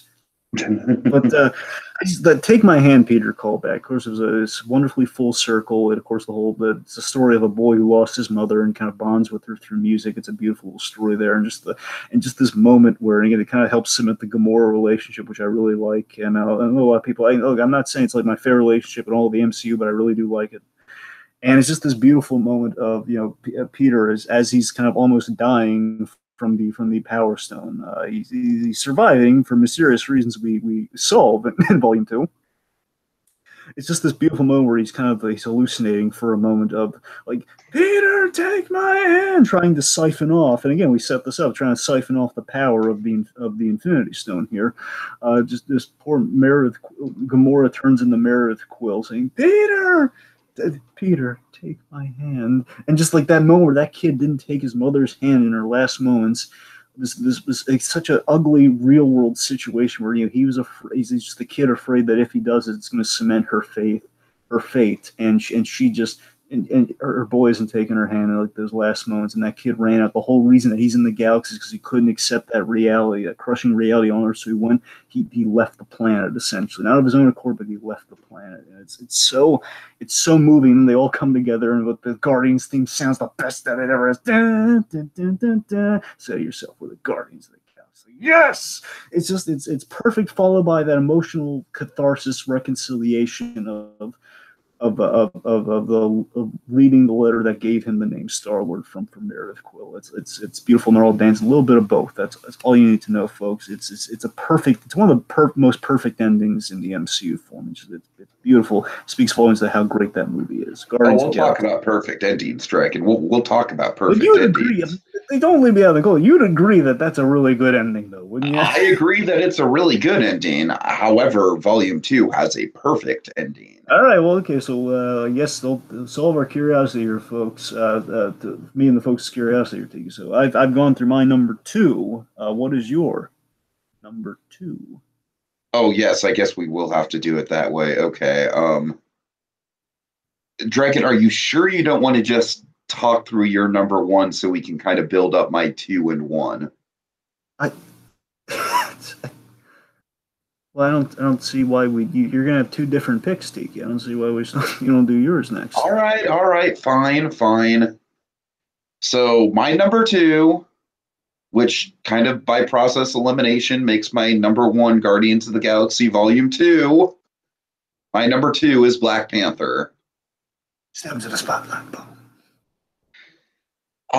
Black Panther is, Dragon, I absolutely agree with you. It is by far the most important MCU movie that's ever come out. I share the record for most times watching an MCU movie in theaters between this and Guardians of the Galaxy Volume 2, both of which I saw 4 times in theaters. This movie is goddamn epic and ambitious, and it knows what it wants to do, and it wears its style on its sleeve. And my God, does it knock it out of the park. I mean, holy shit. We're talking, this movie is like a Game of Thrones caliber epic right here. And that's what I love about it. I did not fall in love with the movie the first time I saw it, Dragon. I think I fell in love with the movie the 3rd time I saw it, to tell you the truth. this is a movie that grows on you. This is a movie where you really need to know each individual person's motivation, each individual person's characteristics. The cast is vast, but each person in the cast gets a lot of time to shine. It's a very, very well balanced screenplay in that regard. Of course, the villains are stunning and on point. Killmonger is, for my money, Dragon. For my money, Killmonger is a solid runner-up to Thanos. He's a solid runner-up. And then, of course, Claw is just, he's fucking Claw in Black Panther. I mean, what more do you want? Claw in Black Panther is like an iconic meme unto himself at that point. Look, I made it rain. I made it rain. Martin Freeman also is one of the most heroic people in the movie, being a white guy. So I think that was a very important choice to highlight that. Everett Ross, kind of Black Panther's Jim Gordon, really delightful. Yes. I love all the political implications of this movie. I love the fact that in this movie, the actual hero is gripping with issues of immigration, which is, of course, something that that everyone can, especially these days, Dragon. Especially these days. My God, I don't want to see issue these days, to say the least. That's all. I don't want to open a can of worms, but yeah, it's current and topical, but without being in your face about it, I think is what you're getting at, right? Yeah, basically. I don't know, Dragon. It's just with this movie, to me, between Killmonger, between Claw, between the awesome, it's sad that we lose Claw midway through, but it's such an awesome way to integrate Killmonger into Wakanda. Here's the thing, folks. That choice was so that speaks to Coogler's competency as a director, where he realized, and I think he's even spoken the fact if he didn't want to do it, but he had to, and that's the thing, folks. He realized story-wise there'd be no logical reason to keep Claw alive because he needs him as like the keys to get into the kingdom, and he had the plan to kill off Claw the whole time. That's his passcode to get into Wakanda. That's his goodwill kind of like gift. To get into the place, he needs to do that, and he needs to go to the border tribe and present like the killer of the border tribe leader's father. Essentially, it's like, okay, this guy's building some trust, building like kind of like a birthright thing almost, where. If Claw were alive, like we found some contrivance, like, okay, he's in Wakandan prison. Like, no, they wouldn't. No, that would never happen. So he had to logically die, as painful as to say. But the good news is, he had a big showdown with Black Panther, and we had a couple, and he was in Ultron, and he had like a great mental moment where he lost his arm in Ultron. And he was delightful in the movie. So we did the most we could with Claw, and that's important. Sure. But outside of the villains, Dragon, you have the hero side of things. You have arguably the three, let's take Nikita out of the equation, because Nikita's good. She's not a great character, I would say. She has room to grow. But like Nikita, I'll give you an example here, and I don't want to make it sound like an unfair, like unbalanced comparison here, but I think it's somewhat apt in that she's far better, like in terms of love, how love interest goes. She's volumes better than something like a Jane Foster. Oh God, yes. Oh, so much better. But you see, by the same token, though, she in the Jane Foster vein. The reason I use the Jane Foster comparison is because it's like a character. If you took her out of the next movie, like again, she is Nakia was cut from Infinity War. I forget if they shot a lot of scenes with her or not. Like if they shot I know Angela Bassett was in Infinity War, but they cut her scene. I don't know if Lupita Nyong'o had the same thing done to her. The point is, they cut her out. You don't really miss her because again, the three important. We have T'Challa, we have Danny Guerrera as Okoye, and we have Shuri. Letitia Wright, yes, Letitia Wright as Shuri. So we have our three mains. Okay, so I'm sorry. The very long-winded point I'm trying to get to here is Shuri and Okoye are perhaps the two most ass-kicking females we've gotten in the MCU. I love Shuri so much. I mean, she's the maker of Shuri's wonderful. I think I like Okoye almost just as much. I'm really excited to see what they do with Okoye in Avengers 4 going forward. She's a big wild card character for me. You gotta remind me, she is still alive. I keep forgetting. Yes, she's still alive, yes. Shuri, we're hoping to God is alive, but we haven't confirmed that yet, but I think it's a safe bet that they're going to keep her alive. Uh-huh. And of course, one of the big highlights of Black Panther as well, and this is what I'm saying, Dragon, it's such a crazy ensemble cast. It's such a good ensemble cast that Forrest Whitaker actually has a good role, and he kind of just fades into the background. You know, of course, we've got frickin' Ubaku. Oh yes, M'Baku was such a smart choice. How we took a villain who, like a villain from the comics, and we added like almost like a Yondu like layer to it. So overall, there's not a ton I can say bad with this movie. And as a matter of fact, I'm pretty sure that objectively, this is the best MCU movie. Objectively, it's just Again, I would say that. subjectively, my number one is my favorite. Yeah, I would agree to a point where Black Panther objectively it is high. It's definitely easily it's in the top. Objectively, it's in the top five. If not, let me rephrase it. Objectively, it's in the top three. No contest. It's like it's up there. Whether it's the best or like second best objectively, that's the thing. I don't know. I don't.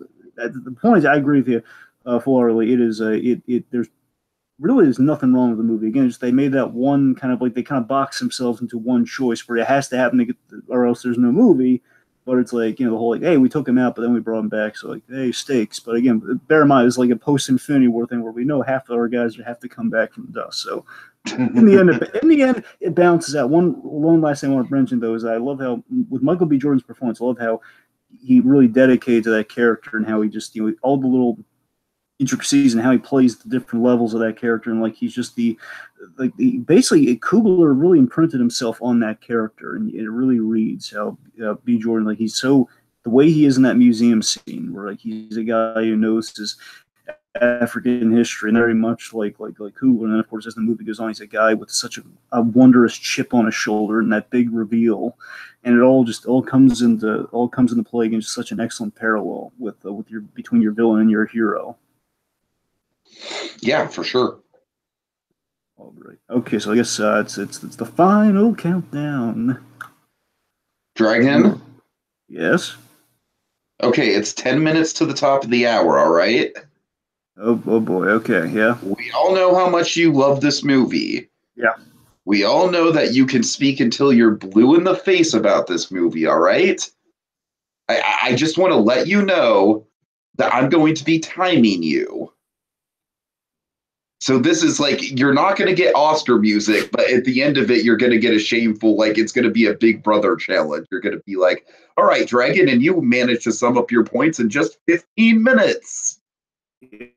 So I just want to let you know, Dragon, a ticking clock is literally on the table here. Oh, God. And you're breaking up also. I think I broke him, folks.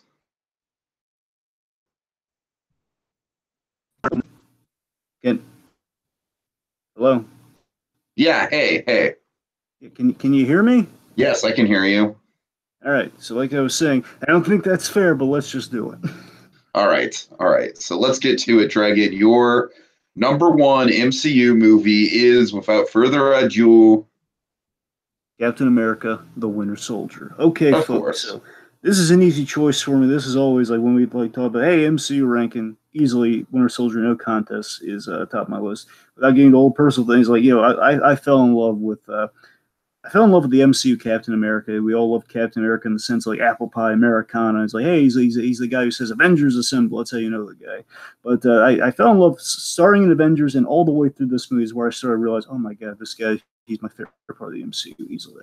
I love the way Chris Evans plays this guy. I love how we explored the amount of time of it all, and we had something to say about it. So we already did that in Avengers, the whole man at a time thing, and what we did in this movie is see, you know, what he thinks of our time. It's a smart political thriller. We have raised some great questions. We have a lot of great action.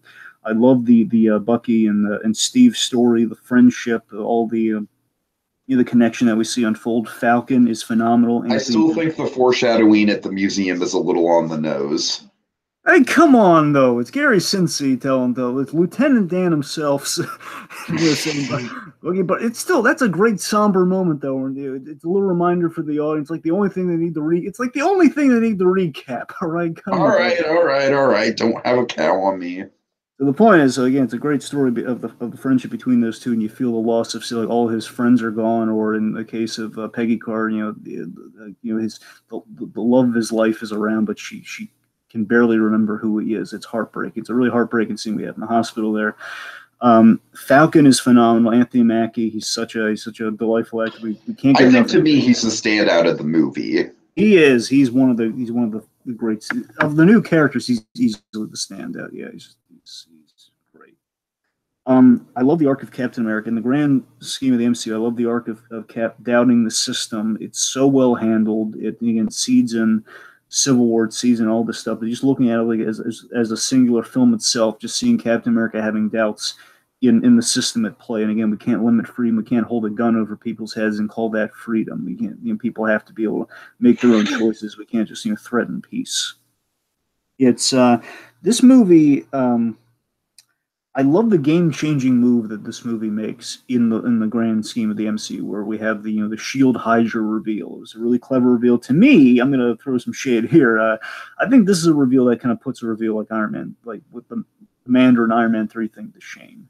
The Mandarin thing is not bad, but it's tomato. They were going for different things. That's fair, and I'll give you that. Yes, but I'm just saying, I think it's like the grand sweeping reveal that I think is more palatable than the Iron Man 3 reveal. Dragon, the thing you have to realize about that is the Iron Man 3 reveal is very much in Shane Black's wheelhouse. He loves to do crazy reveals like that.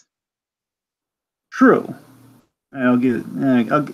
I'll give you that it's different, but I will say it's still more palatable than the Mandarin thing brings up debate. It's more palatable, sure, but okay. I'm sorry. I don't want to fight you on it.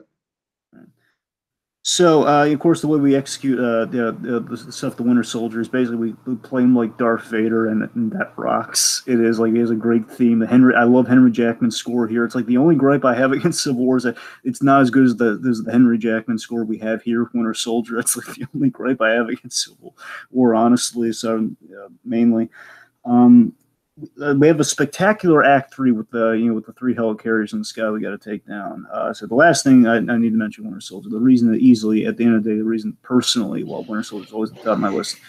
The emotional ending. The ending's fantastic. This movie, as with Guardians, again, like Marvin Gaye is the way we should end all Marvel films. But the scene between Steve Rogers and James Buchanan Barnes. Like, your name is James Buchanan Barnes. Just that line always sticks out to me, but what sticks out to me more so is just this beautiful reading of Steve Rogers says, "I'm not going to fight you, Buck, because you're my friend. I'm not going to fight you." And he takes like 6 punches from Super Soldier metal arm through the face. And then of course it's like, just, "You are my mission." And he says, "And finish it, because I'm with you till the end of the line." And just that line, that beautiful callback to that scene after Steve lost his parents. And like, I'm trying not to get emotional on this, folks. I'm just saying that moment, that line, that scene, it brings me to legitimate tears when I watch that scene. It's like it makes me well up at the very least. And of course the beautiful ending where the faith that he had in his friend paid off, and there's that beautiful screenshot of this of him dragging Steve from the water. He pulled him from the river. And he walks off of that. It's look, at the end of the day, folks. For me, I will make an argument that it's a perfect film. To me, I can't say enough nice things about it. It's great. The speech that Cap gives, to everybody that you see directly inspire everybody. It's one for the ages. There's just it's the smartest Marvel. At the very least, I think it's between this and Black Panther for like what's the smartest Marvel movie. I think because this one is just so well written, and Black Panther is just it's kind of innovative in so many other ways. Winter Soldier to me easily is my favorite, and I think also I would make the argument objectively could be the best. So I love it. So that's my 2 cents. So that's my number 1, folks. Winter Soldier. Any day of the week, Winter Soldier. Oh, only about 5 minutes, Dragon. Not bad at all. Yep. All right, which leaves only one movie to talk about, and this movie is probably not a lot of people's number 1, but god damn it, it's Guardians of the Galaxy Volume 2. Dragon, here's the thing. If I was alone on this, if I was alone on how much this movie affected me and just how much emotion it managed to squeeze out of me and how much it impressed me, then I would have probably swapped the original. Like, this would still probably be in my top 5, still probably be number 3. I would probably have the original Guardians as my number 1. However, Lindsay Ellis came out with a video a few months ago, Dragon. And Lindsay Ellis's view on this movie very much speaks to me, and it very much kind of put into context and put into words exactly why I responded to it the way I did. Because this movie is like, it's about loss, and it's about so many things, and it's got so many deep themes running through it. Is it a perfect movie? No, no movie's perfect. No MCU movie certainly is perfect. But it's a beautiful movie. It's got such a heart and soul to it. Dragon, what you were describing with the title shot, I felt that exact same thing when I saw, when I heard Mr. Blue Sky as the opening song, and I saw Baby Groot dancing to it, and then we get the Guardians of the Galaxy Volume 2 freeze frame. I'm like, yes. Like, yes, this is exactly the zone I want to be in right now. I feel like literally every single character gets a heap ton more character development. Drax is at the top of his game. Yes, Dragon, outside of a couple crap jokes, whatever. It's something I'm willing to forgive. Gamora is a lot more interesting this time around. She has a great dynamic with Nebula. I feel like the chemistry between Gamora and Star-Lord has never been stronger. Rocket and Yondu just have this great bonding arc that they go on. And Dragon, I gotta say, honestly, this might not sound fair, but after Baby Groot, it's hard to go back to regular Groot. Well, I mean, look, regular Groot in the sense of, we've had 3 Groots so far, and we haven't quite gotten back to full-grown Groot yet, so it's kind of hard to make. Dragon, all I'm saying is that it's like comparing the two movies. Like, I love Baby Groot in Guardians Volume 2 so much. I love his presence. I love what he adds to the story and the themes. Like, the whole movie is about parenthood, Dragon. Like, you have to understand, like, Lindsay Ellis does a great job of illustrating in the opening title sequence. It's not just about, like, ooh, isn't it goofy that Baby Groot's dancing off to the side? No, literally, the opening title sequence is there to show that the Guardians as a collective family unit are raising Baby Groot. Like, that's a big key piece of plot in the movie, and it's done so in such a great kind of exuberant, free-flowing kind of way, as only James Gunn can do something like that. I don't know. I'm in love with Volume 2. I really, really am. Ego isn't the best villain in the MCU, but god damn it, he's Kurt Russell, and he's menacing as hell. And I say Ego is one of the better twist villains that we get, because you don't know this guy's going to be the villain right off the bat. For all we knew, the Sovereign was going to be the main villain of the movie. You know what I mean? And so, of course, Dragon, the moment that really cements it for me for Star-Lord's arc in this movie is basically Star-Lord showing no mercy as soon as Ego reveals that he killed Star-Lord's father. In her head. And then it's just like, nope. Just I want to hear nothing about what you have to say. You're dead to me. You need to die. You space fungus. Frankly, Dragon, I think it's a little underreported just how much pathos the Mantis character has in this movie. I love Mantis in this movie. She's a perfect addition to the cast. She's just got such a heart and soul to her. And this movie has such gorgeous set pieces and such candy-coated visuals. I'll never forget that first time in the theaters and My Sweet World, My Sweet Lord by George Harrison starts playing, and we see all the Guardians reacting to Ego's planet. I mean, that kind of stuff is fucking beautiful. Of course, we get that great I'm a little bit closer now bit with Yondu and the arrow in the prison. I mean, that is just some of the most kinetic, great stuff. We have we have the scene with the anti-gravity, and have you ever with the Summertime song. Like, basically, I think this movie is like the closest thing that the MCU's come to having a full-blown musical, including the first movie, because while the first movie definitely uses the songs in a more thematic way, whereas I feel like this movie, the thematic thing comes from the parental stuff, I feel like the songs in this one are more used to kind of paint the movie with. You know what I mean? The songs in this one are definitely used as like, all right, like we're gonna set sequences to these specific songs. These specific songs are going to radiate through these specific sequences, and in that way, they're almost going to become like music videos. And for that reason, Dragon, I find this to be an incredibly rewatchable movie. Now let's talk about that goddamn indie, because holy crap, it brought me to tears, and it still does. Dragon, I'm sorry, like the space fireworks, the Cat Williams song, Rocket's Tears, man, Rocket's Tears. That's all you need to know. I mean, it's just like, it's such a beautiful encapsulation of everything that they've gone through. It's like a more hopeful version of the Empire Strikes Back ending. I love Kraglin just cheering and yelling and hollering as he sees the fireworks. I love the moment of embrace between Star-Lord and Gamora. Of course, I can talk blue in the face about the single tear rolling down Rocket's eye as the end shot. That's just fucking beautiful. Yondu's death scene in general is just a tearjerker and one for the ages. I mean, Dragon, there is so much about this movie. Like, this movie is just like, I don't think it's structurally as sound as the first one, but I think everything is just on display in such a big way. Like, this movie made no bones about it, and you're absolutely right when you say that it is a James Gunn movie more than it is an MCU movie.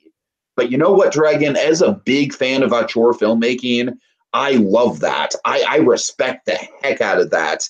And to me, the fact that this movie is as weird and as heartfelt and as crazy as it is, and it works so well, that's a small miracle in my regard. And I'll never forget Guardians of the Galaxy Volume 2. I'll never forget it. It's a special movie for me. I think the Guardians of the Galaxy franchise as a whole is a special franchise for me. It's definitely the franchise within the MCU that I'm most personally attached to. But Volume 2, man, based on where I was at my life at the time and just the impact it had on me, the fact that I went to go see it 4 times in theaters, yeah, I mean, I'd be hard pressed to find a movie that affected me more than Volume 2 in the MCU. And I know it's entirely subjective, Dragon. I know that this is not a popular choice for the number 1. I know that in a lot of ways this movie was a disappointment for people. But like I said, Dragon, it was Lindsay Ellis who really gave me the courage and conviction to stick to my guns and put it at number 1. So I give big thanks to her. All right. By the way, I beat you by 3 minutes.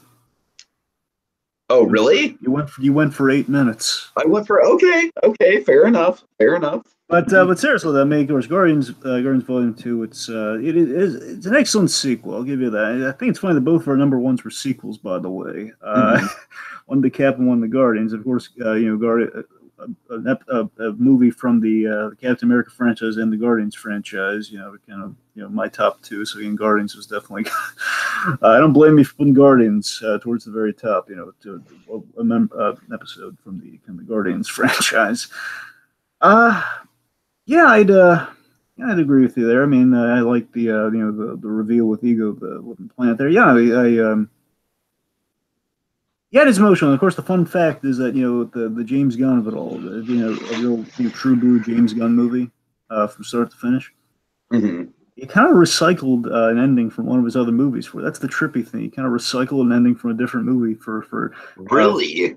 He did, and it was good. Like one of the few. Well, now I'm curious because my God, it's honestly one of my favorite movie endings now, Dragon. It really is. Now I don't mean like in every literal sense. Obviously, it's not a space raccoon, but it's definitely he ends in a very similar manner. Let's say. I'm saying the last your big rocket tear moment borrows from another James Gunn. Huh. Yeah. Okay. So I guess we're at the end. So 10 years, 20 movies, and we've reached our number 1. So how do you feel?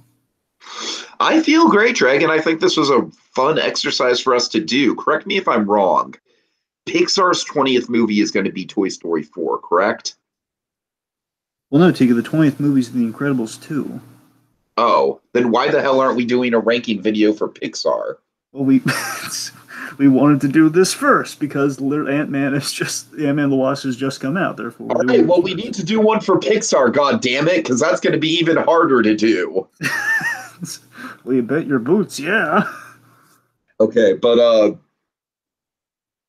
no, Dragon, I feel really good about this. It was a very therapeutic way to kind of get our lists in a definitive order. Like, you know, if anyone asks us what our favorite MCU movies are, we can point to this and be like, you know what, it changes all the time, but this at one point in time when 20 movies were out in the canon, this was my top one. So I feel like this is going to be a good time capsule for us, Dragon.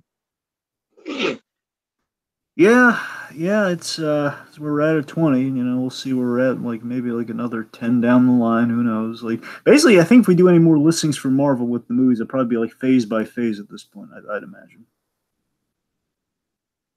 You know, like I mean, it depends on if we get another phase 2, because if we get another phase 2 and it's only like 5 movies, I don't necessarily think that warrants a whole other podcast. But well, sure, but I think I'm just saying, looking at kind of the track record, I don't know. You're right. We could always get a phase 2, but I don't know. I think phase 4 is probably gonna be massive. And if I were Marvel, I would stretch out phase 4 until we ended on the Fantastic Four. That's just me. Until you end it on Fantastic Four. I'm just saying if we have, like, there's no way, if I'm Kevin Feige, if I'm the almighty Kevin Feige, if I'm like the guy who pokes his head in the room and says, "We got Spider-Man now, guys. Good luck." If I'm that guy, and I know Kevin Feige, he's biting to make an X-Men movie, but I'm just saying, if you're Kevin Feige and you get the keys of the kingdom, at least you're teased with the keys to the kingdom. You're just waiting for them to drop into your hand. You go for the trial run. If you're Feige, I'm thinking, there is no way. Basically, I'm gonna quote kind of the Captain America from Ultron bit here. Okay, I'm gonna quote the whole, like, we're not leaving this rock with one civilian on it. I'm gonna like, if you're Kevin Feige, we're not ending Phase 4 without a GD Fantastic Four film. We're not doing Phase 4 without the Fantastic Four. All right. So my God, you know, folks, it's a celebration of 10 fabulous years of Marvel, 20 films, 20 fantastic films. I'd stand behind any of them, but especially Winter Soldier. So that's where I'm at. We had a good time here. Okay. I'm Mary Poppins, y'all.